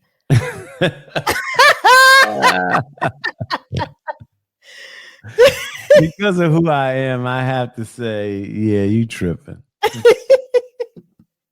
That is so superficial. Because what if her ex was just The responsible party for the kids? Yeah. exactly? Because why are you dating her if you think she's exactly. unattractive? Thank you. Like you look fly, but you got unattractive genes. Right. That's from the father. That ain't from her. Yeah, You we tripping. both agree on that one. That was an easy one. Not ugly though. Did you call it? Yeah. Okay. A member of my family has made it clear that they do not like me, yet they still try to send. Oh, wait, did we do this one? No, I don't Okay, like does this sound familiar? Listen, a member of my family has made it clear that they do not like me, yet they still try to send gifts to my kids for special occasions. Each time I send the packages back unopened. I feel like if you don't want to deal with me, then you can't deal with my kids. Am I tripping? I think we did do this one. We did? Yeah, I think we did. What did you say? Because I said they were tripping. Yeah, you're tripping. You can't take the kids' gifts because you don't like the person. That's wrong. She Okay. didn't take them. She gave them back. Okay. Well, since you feel like we did that one, give me some more fairy dust. This will be our last one. I'm throwing a lavish birthday party with over 100 guests and invited my son's ex. He says I'm disrespectful to his new relationship, but my birthday is supposed to be about me, not his little girlfriend's feelings. Am I tripping?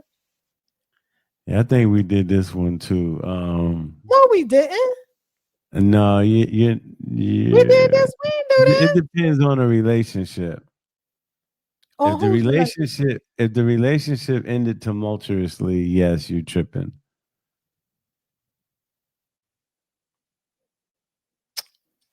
No, that's you adding to it. That's not in it. The issue is the son is saying you're disrespecting my new relationship. So I'm coming with my girlfriend. You can't do that. Like that's I know. So in essence, I'm gonna say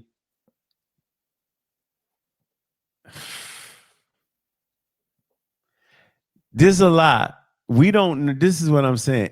Just based on what I read, yes, you tripping. I'm gonna say that, and maybe because I'm a male and I'm bringing the girl. But what I'm saying is a lot missing.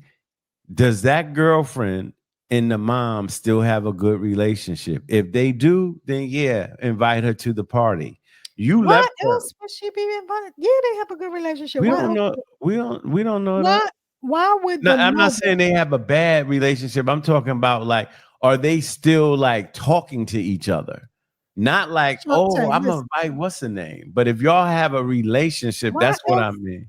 I would assume that they do because why why would you invite your son's ex-girlfriend when he has a current girlfriend? Exactly. Why would you? Why would you do that? Why would you do that? Y'all are tight. I mean, you got real tight. Because she said it's about me. It's my birthday. It's not about him. I know, but we still drawing an assumption on that because I would also say the next thing is, what did that woman do to your son? If she cheated on him, then no, you shouldn't be bringing him there. That's not the issue though, because she's saying the mother is saying this is my birthday party. This is my day. Hold on. Let me explain. He's saying it's disrespectful to his new girlfriend. Yeah. So it's about they're making it about the mother's wishes for her birthday versus the son's new girlfriend's feelings. She said it's not about his new girlfriend's feelings. It's about this is my party. I want the people I want there. But the problem is she wants her son there too, and he is not going to want to be there with I don't. the Then I don't. I ex-girlfriend. don't. We after your explanation, no, I don't think she's tripping because she has a right to invite to. And you don't have to come, son. You don't have Right, to bring your girlfriend. right. Or the girlfriend can be secure in the fact that I got him now. Like he's with me. He's not with you. So I don't care if you at the party or not. That's how I would be. I'd be like, this is my boyfriend. Yeah, that's what I'm saying. But we don't know if the old girlfriend did something to the new girlfriend. We don't know any of that. And I'm just saying, like, the fact that we don't know that is hard to decide because if she got into a fight with the girl and punched her in the face, then no, you don't invite her. You don't. If she broke her car window doors, no, you But don't see, invite her. I think we should not add facts to it. But you adding it, you assuming How they did I, close. why would you invite somebody to your party if you're Does not it say close it with on them? does it say it on the card? She could be inviting Shantae, people because she wants to invite people Shantae, and she come wants to on have a now. big. Let me say something. Seriously. Let me ask you a question. If you had a party right now and you invited 100 people, all those 100 people you talk to on a regular basis, hell no, you I'm don't. not gonna invite strangers to my No, party. it ain't no stranger. You know everybody that came. That's what I'm saying. Like if that's her new girl now, like yo, you broke up with Margaret and Margaret and moms is still tight. They still hanging and talking and everything like that. For one, I would say, you making it hard for me to bring my girl around you when you already have a good friendship. That's why don't try to befriend too much in the Yeah. situation until we get married. But I'll agree with you. She not tripping, but I'm not using that assumption that she knows her well because I don't. What I mean, I don't want to say knows her well. I'm not using the assumption that they talk on a regular basis. Because then that's your girl. You still doing stuff with her. We don't know that. I actually I'm not saying I The think she breakup could is have been 2 months ago. I think she is tripping. I think she's tripping. Okay. Because basically you're putting this ex-girlfriend over your own son. No, not He's not really. yes, No, really, because because I he's agree. not Listen, happy about it. listen, I agree. You sold me on your argument. So I'm gonna give your argument back to you. You said this is my birthday. That we celebrating me, not you, nigga. I didn't say that. I Yeah, didn't you say did. that. I You said said no. you said the I wife said is that's what the mother's I thing. said. Listen. You I said the didn't. mother I'm not. said that. Go ahead. Let me talk. Stop cutting me off. That's why you don't know what I said because you ain't listening. I heard you. Go ahead. I didn't Why say don't you say that's the what same I thing I think. said? Go ahead. Go ahead. Go ahead. I'm I waiting. didn't say that's not what I said. That's not my argument. I'm saying that's the mother's argument Exactly. That's what I'm saying. based I on said the you card. said the mother is saying this is my party. That's what you said. You said the mother is saying That's this what is the my card party. says. That's what I'm gonna read it again. Because I'm not interpreting anything. I'm just telling you what's on the card. Listen, I'm throwing a lavish birthday party with over 100 guests and invited my son's ex. He says I'm disrespectful to his new relationship, but my birthday party is supposed to be about me, not his new little girlfriend's feelings. Right. So am I And tripping? right. And you said she's saying that this is my party. Right. Right. That's right Right. here on the So I card. agree with that. That's what made me say she not tripping. She right. That's her party. What the card said, that's her party. She gets But to invite who she wants to invite. true. Since we don't know the information about the ex-girlfriend, I said, you know what? I have to ride with that because we don't know if the boy did her harm or she did the boy harm or if she did anything to the ex-girlfriend. I mean, to the new girlfriend or the new girlfriend did something. We don't have any of that information. So Okay, based but on what listen. the information that's provided, I Yeah. would say she's not tripping. Okay. So here's my perspective. I think that she is tripping because she is putting her son's ex-girlfriend's feelings ahead of her own son's feelings. So if her son came to her and said, Mom, why are you inviting my ex? I'm bringing my new girlfriend to the party. That's not cool. Like, I'm going to be uncomfortable. My girlfriend's going to be uncomfortable. And basically, the mother is saying, too bad, so sad. It's my birthday. Either deal with it or don't come. Now, how you going to put your I blood? agree. I'm sorry. I agree with that. I agree with that. You broke up with her. Me and her had a friendship. I'm not breaking up with her. Now, like I said, to me, the mother is only egregious if the ex-girlfriend did something bad to her son, like infidelity or something bad to the new girlfriend, break her car windows or punched her in the face. That's when I say you're wrong. But you know why you don't get it? You don't get it because you're friends with all of your exes. That's your problem. So you can't even understand the concept of an ex being in your space and it being uncomfortable. So let me let Yes, all right. let me rock. That's all right. Are you friends with all your exes? Mostly all of them. Yes. So you just don't. Okay. So let me rock you right then. Just as you saying that about my background, your background is different. So you are making assumptions based on I don't like none of my exes. That's not it. I'm basing it solely on relationships. You can't exactly. Your so you son, can't you can't put your son's feelings. You can't use my personal past at that. You can't use that. Okay. Because we just disagree on this one because I just feel like in this situation, is the mother putting the ex-girlfriend's feelings above her son's feelings? Yes or no? No. I think she's putting her feelings above her son's feelings. That's what made me agree with you. I think the mother is like, that's my girl, and I'm inviting it to her. Then you said it right. You said, what'd you say? So bad, so sad.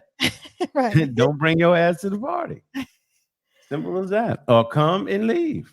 Whatever. I don't care. Like the girlfriend was like, well, if she's gonna be friends with your ex, that means is your ex gonna be at all the family dinners and things of that nature?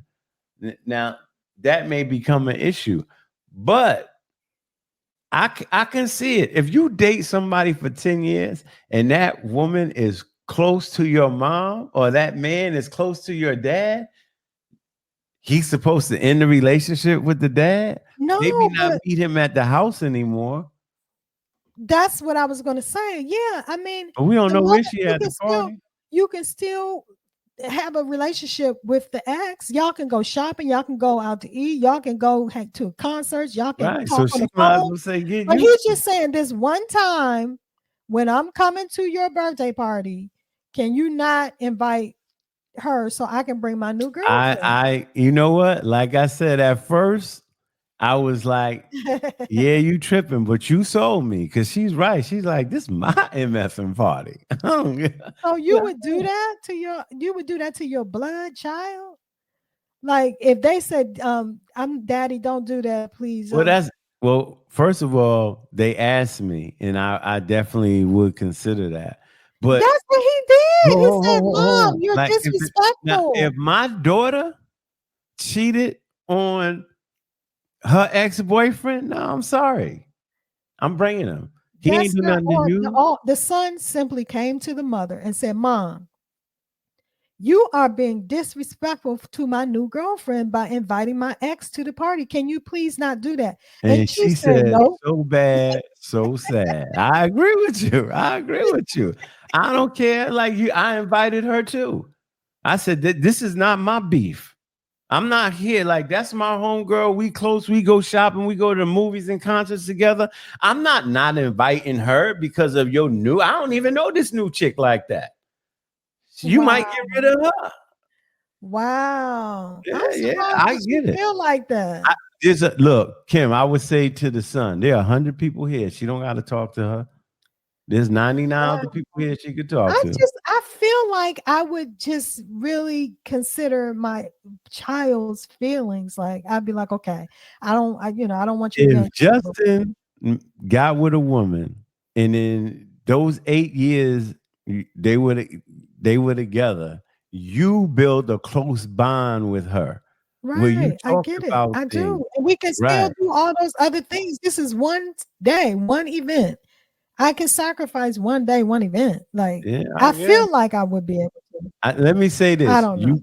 You can, but you don't have to. That's what Mhm.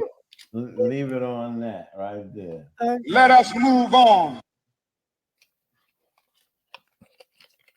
Like this. Keep on.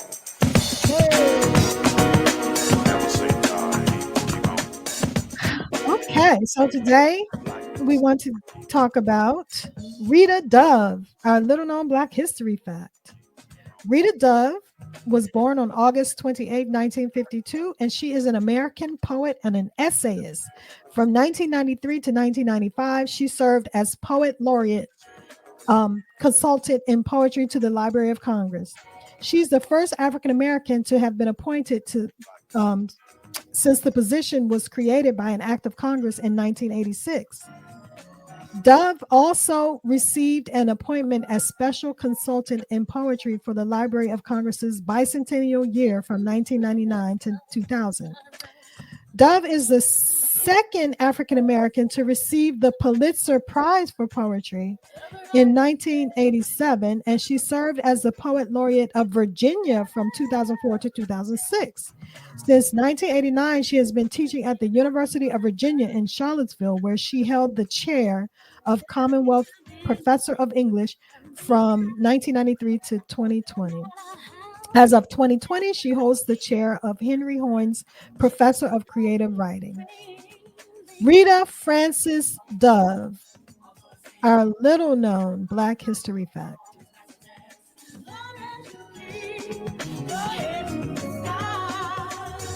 I still want the sky.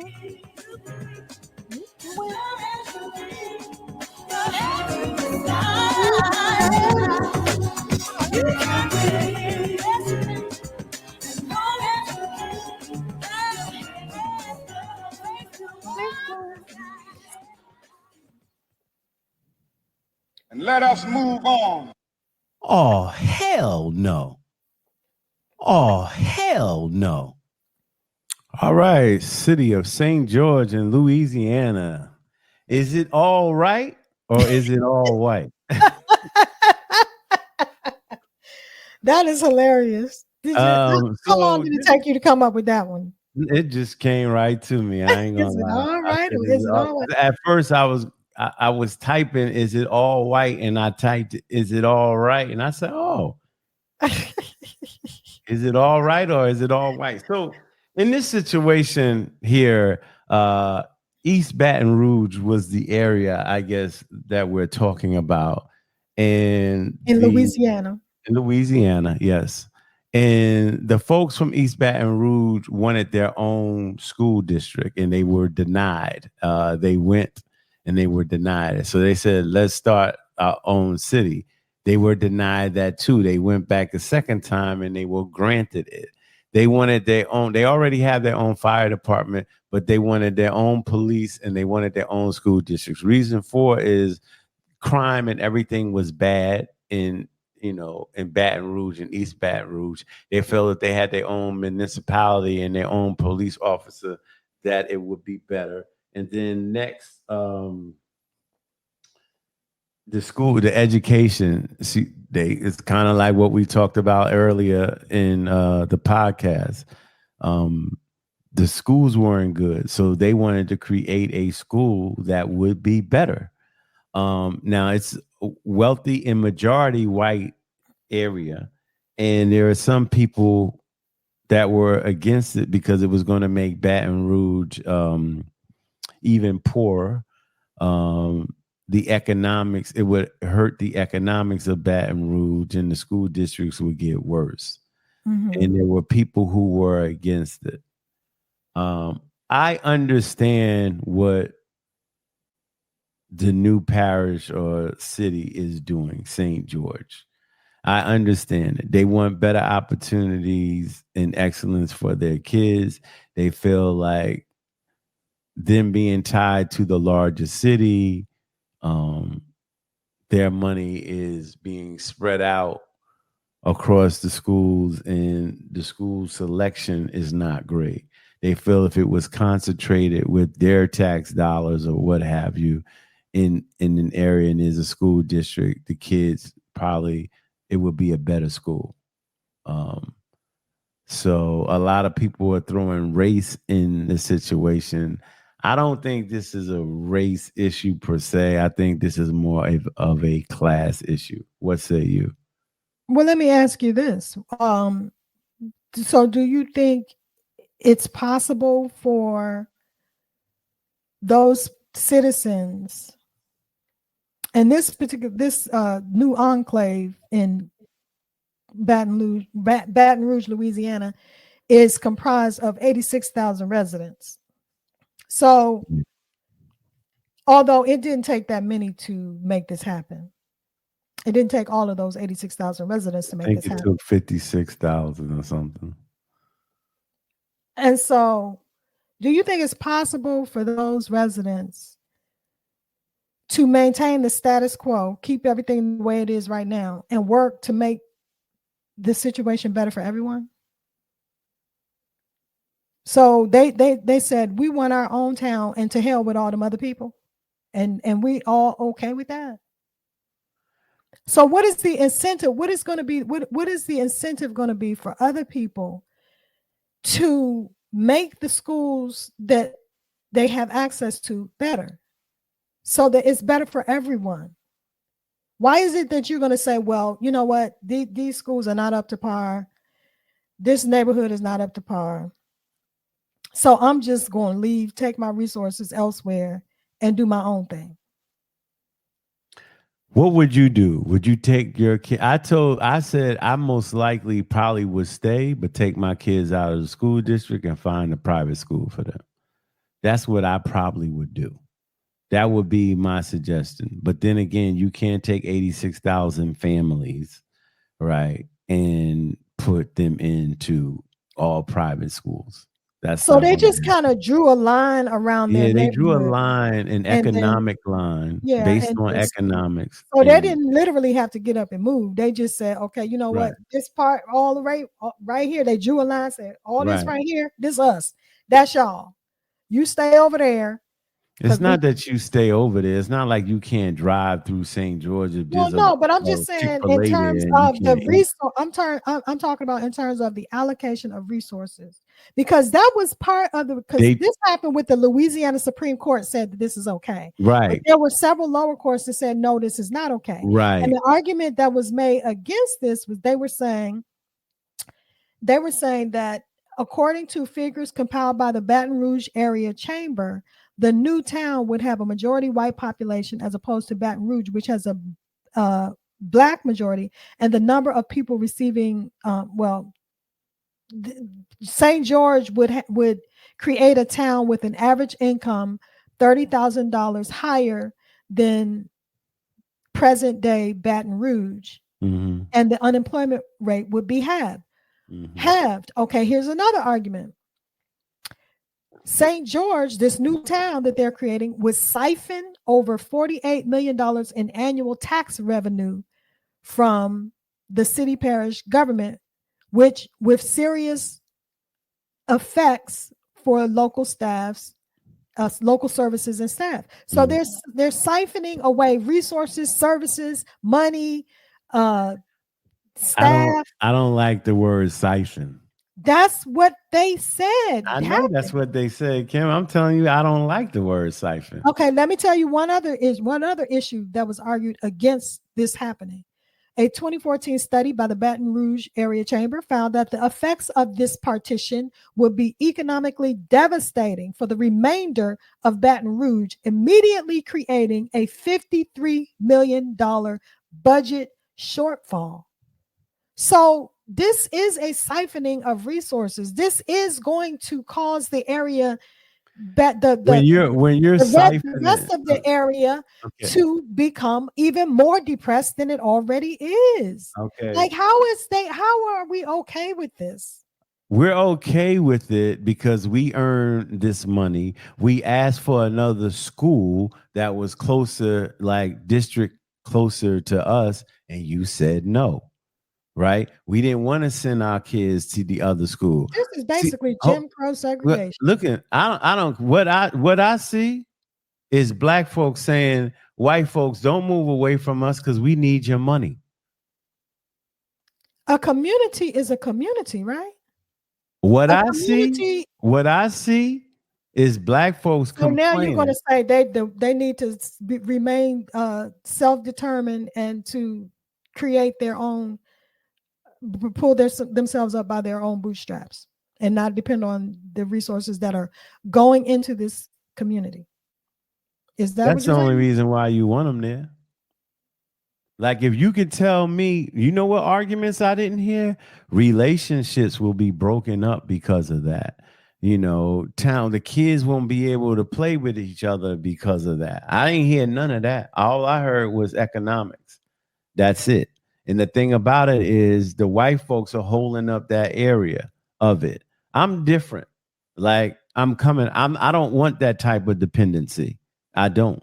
So I move. It's not about no dependency. It is a dependency. It is not. You're taking this is the same thing with the school system that we were just talking about with the other issue, where the resources are being allocated in an inequitable manner. That's what needs to be happening. And I'm with that argument. Okay, but that's not what's happening here. Yeah, but it's not okay. What I'm saying is, since they move, right, because places are already like that. Since they move, I don't think the education should be based on the economics of the residents that live there. So what I'm saying, that needs to be corrected, but that needs to be corrected nationwide. You get what I'm saying? Because long as they had the money coming into the school and the school districts wasn't bad and they had money coming in the municipality, everything was good. But what I'm saying is, I try to look at myself, what would I do? And I said, I most likely would stay in the neighborhood and send my kids out of the district to a different school. Wealthy white Baton Rouge, Louisiana residents have won a decades-long court battle to split from poorer neighborhoods and form their own city with plans for better schools and less crime. Mm-hmm. You don't think everybody wants that? They're not going after it. If you and I live in a crime-ridden area, we would be trying to get out of there, right? What you say? Yes or right? Yes or right? Is there any evidence that these residents tried to do this with the greater community? As far as they tried to get their own school in the area near them, closer to them, and they were denied that. No, I'm saying they felt that Baton Rouge, Louisiana had poor schools and high crime. Mm-hmm. Is there any evidence that they tried to resolve that problem, like solve that problem for the greater community, as opposed to taking their ball and going home? They're paying their tax dollars. Like everybody. Exactly. That's what I'm saying. They've been fighting to get a better criminal situation and school. That's the two things they've been trying to do. Right. That was not in the article that they were trying to do that for. It was in one of the articles. All it said was for 10 years, they've been fighting to have their own city, St. George, Louisiana. Because prior to that, they were denied a school district, and the implementation. Where was that at? It was in one of the articles I read. I'm not making it up. Okay. I'm not. Take my word on it. But you said prior to that, they were denied. They've been fighting for their own the whole time. They weren't fighting for Baton Rouge, Louisiana to have better schools and less crime. They was probably like, you Negroes is too savage. I'm not even trying it. Like we just need our own. That's what it I sounds don't like to see. me. This is what I'm saying to me. What I'm saying is You this. don't think you act like black people don't want that too. We want better schools and less crime too. We want the same thing everybody else does. But when you take and siphon money off of the general budget to have your own, how are we ever going to achieve that here? That's what I want to know. Black folks are fighting for their own, and if this was black folks doing it, you wouldn't say anything. Right. So what I'm saying is, all I'm telling you is I understand, and I think you do too. They're like, we want a better school system for our kids. We work hard, we earn all this And to money. hell with the other kids. It's not about the hell with the Yes, other. it is No, it about isn't. that. No, it isn't. No, It it was isn't. one community. It started off as one community. We're That's right. It is one community. Right, but not Right. anymore. Because they got their own little white enclave. They already had the white enclave. It just was a part of the city. That's what I'm trying to tell you. White folks already lived over there, and black folks already Well, lived over there. there's no way to make this right in my mind. So Yeah, there is a way to make it right. You have to get rid of the laws that the taxes is just paying for where you live is paying for the school districts. The money should be distributed with equity, like you said. Right. But what I'm saying is, this is what I try to get in your head. I can have empathy for those residents that want a better school for their kids. I can have empathy for that because we all want better schools for our kids. But you don't sound Yes, like right. you have empathy. You don't sound like you have empathy for the other residents that also want better I do schools have and less crime. empathy for No, them. you don't. Listen, you live in a poor environment. This is I crazy. just said that this is only for school district. I said the money should be used more in an equitable fashion. So none of the schools there are bad. None of them. But that's not what's happening.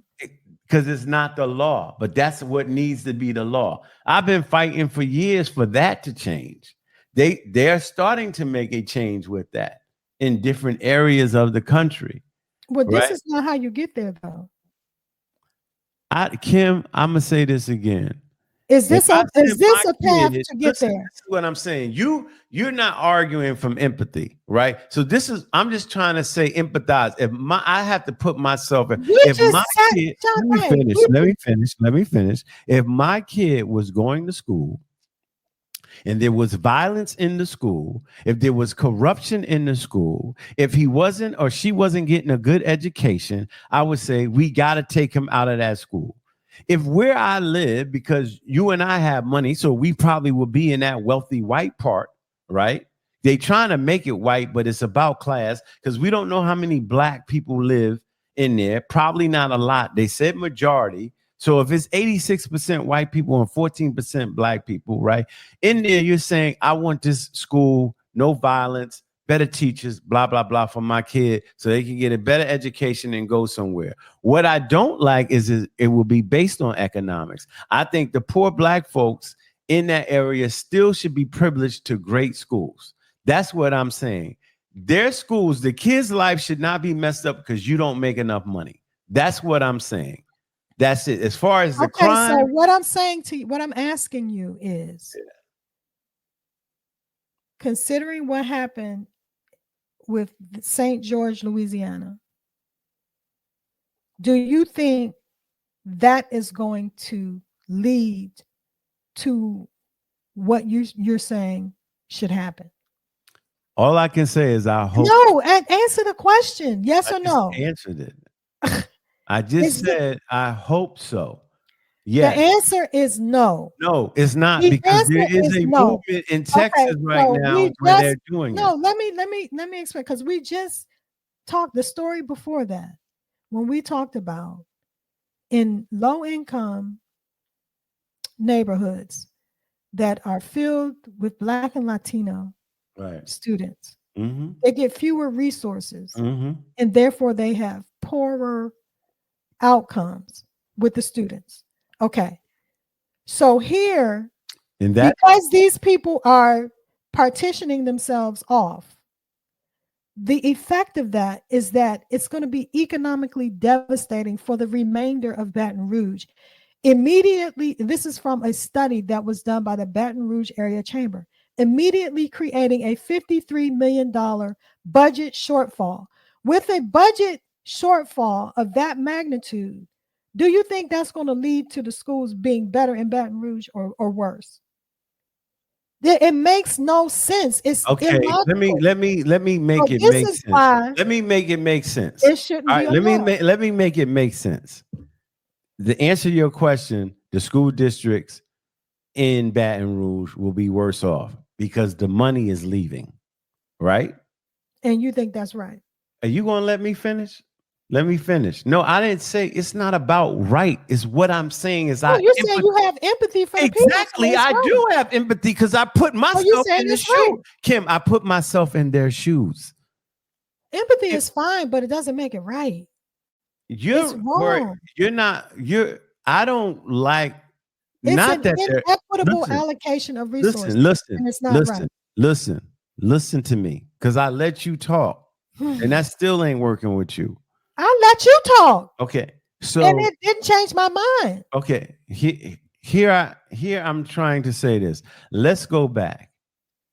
If they would have gave them the school, they wouldn't have created a St. George. It would have been a school that their kids were zoned to, but still in the Baton Rouge school district. Do you get what I'm saying? Mm-hmm. So that money would have still been allocated to all the schools there. But they are already saying the schools were bad. Even with their money, they're saying the schools were bad. You're saying now the schools will worsen. I agree with you. Right?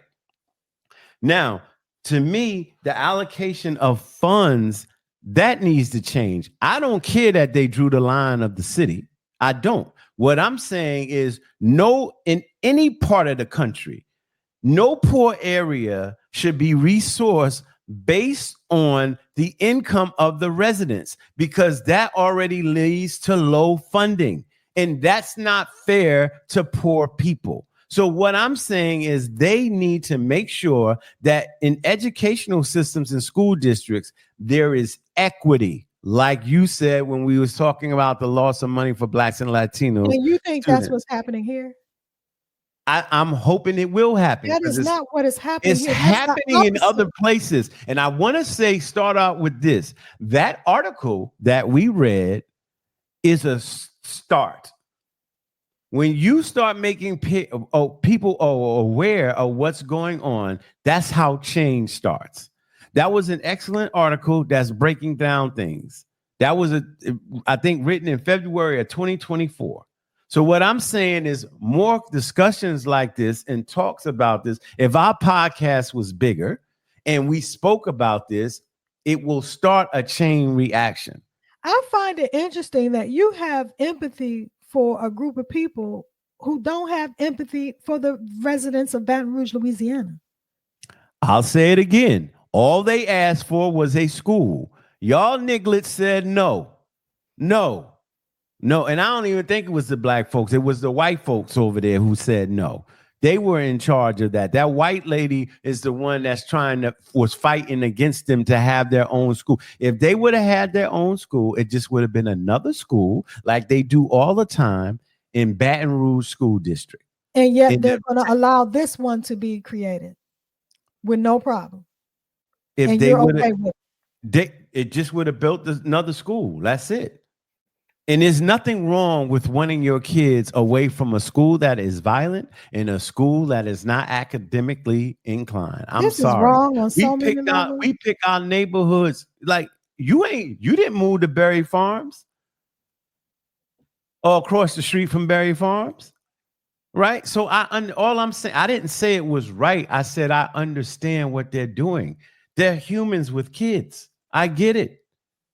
I'm not trying to send my kids somewhere that they could get beat up, harassed, or they got to get checked by the police when they come in. I don't want my kid to go to no school district like that. That's being traumatized at a young age that you going through like an airport when you young. No, I don't want that. I don't want that from my kids. So I empathize with it. Is it right? No, I don't think it's right because I think, like you said eloquently before, that school districts should be funded based on equity and need. That's what needs to go on. I get why they did. It's like, yo, we tried 10 years to get a school over here. Y'all ain't giving it to us. We'll No, create our they've own. been trying for 10 years to get St. George. Okay. They To well, get when their I own read, thing. what they tried to do first was get the school, and then they were denied that. They didn't get the school. And so they said, we'll build our own city. They were denied that. And now it came through for them.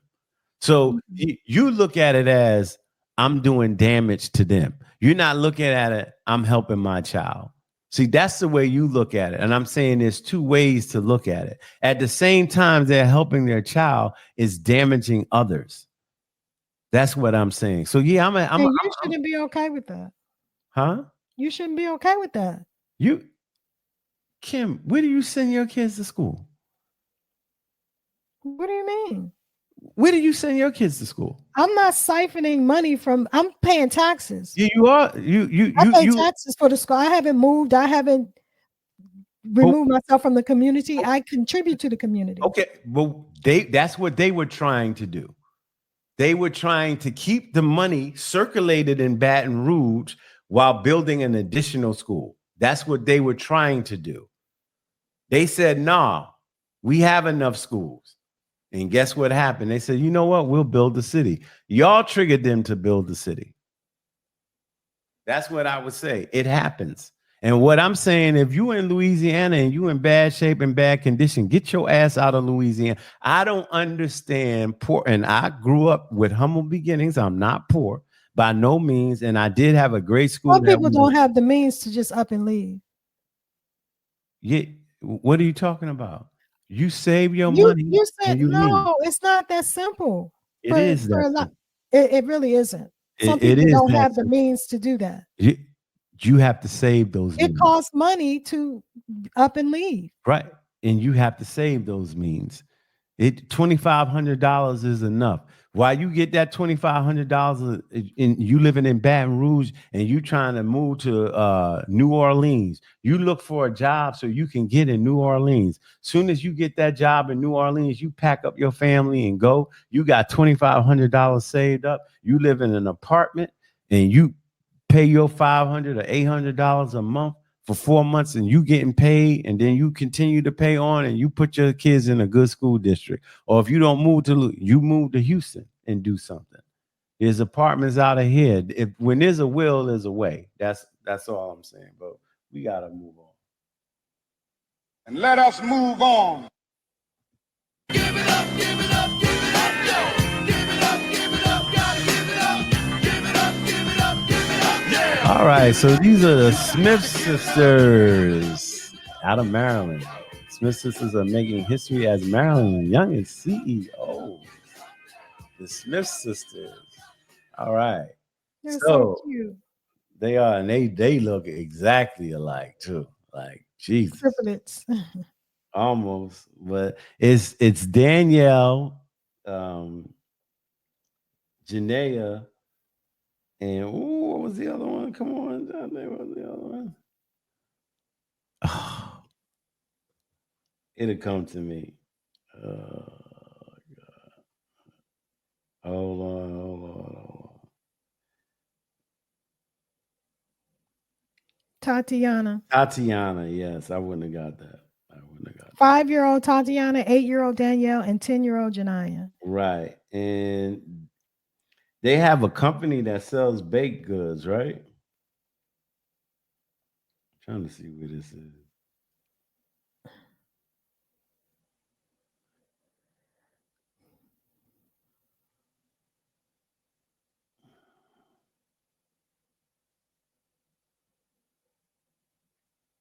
There it is. Jesus.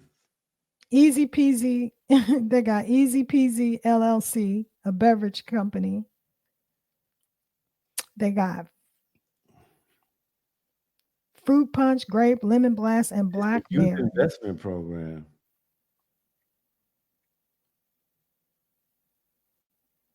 On May 6th at 10 a.m. during a ribbon cutting ceremony organized by Charles County, I guess so they down there near Waldorf, the Chamber of Mhm. Commerce Economic Development Department. Yeah, Leading the so charge is Janiyah Smith, the 10-year-old founder and CEO of Bakey Books, a dessert and beverage manufacturing company, recently securing their first retail partnership with Selby's Grab and Go restaurant, helmed by internationally trained chef Kendall Selby. Janiyah's delectable creation, the Bakey, promises to tantalize taste buds with irresistible layers of fudgy chocolate brownies, vanilla cake, chocolate chip cookies, and creamy vanilla glaze. So they doing their thing. and then so they each had their own business. So Yeah. that was the Tatiana has the 10 easy year old. peasy. Mm-hmm.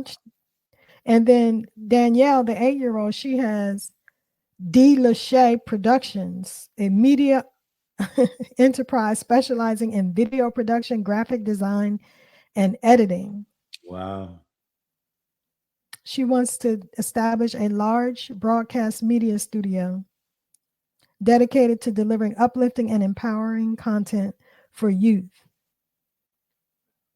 So they each have their own company, honey. Three Yeah. CEOs, Self-determination.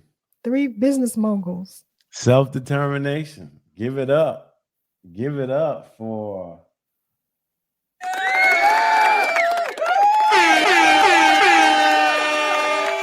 the Smith sisters making it happen. Mm-hmm. And let us move on. Somebody pray for me. Somebody pray for me. Somebody pray for me. Somebody pray for me. I done been lied on, backstabbed and mistreated. Fake love made me hate love. You can take it back, I don't need it, yeah. But somebody pray for me. Somebody pray for me. Somebody pray for me. Somebody pray for me. I done been lied on, backstabbed and mistreated. Fake love made me hate love. You can take it back, I don't need it. So we want to send prayers out to Darius Morris' family and friends and former teammates. Once LA Clipper, Laker, Memphis Grizzly, and two other teams he played for. He died. Causes of death are unknown at this moment, but he was found somewhere in Los Angeles. So prayers out to his family and condolences to the family of Darius Morris.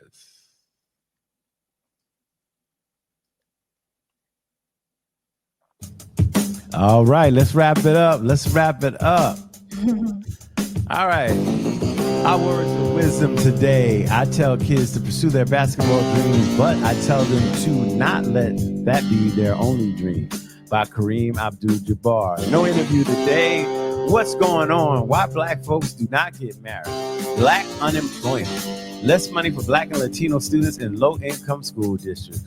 And does it matter what restaurant you select? And does it matter who pays for the meal on the first serious date? The talk of the town was Drake and Kendrick Lamar's rap battle. We played Am I Trippin' Again? Little known Black history fact was Rita Dove, right? Pulitzer Prize poet laureate. I all hell know went to St. George's Parish, a new wealthy, mostly white city in East Baton Rouge. All right, you got to give it up. Went to the Smith sisters, making history as Maryland's youngest CEOs. And prayers up for Darius Morris. So we did it again. This is episode 55, and always we leave you with. Thank you, everybody, for taking the time out of your busy schedule to hang out with us. And as always, in parting, we wish you love, peace, and knowledge to feed your soul. Knowledge to feed your soul. Peace. See y'all next week.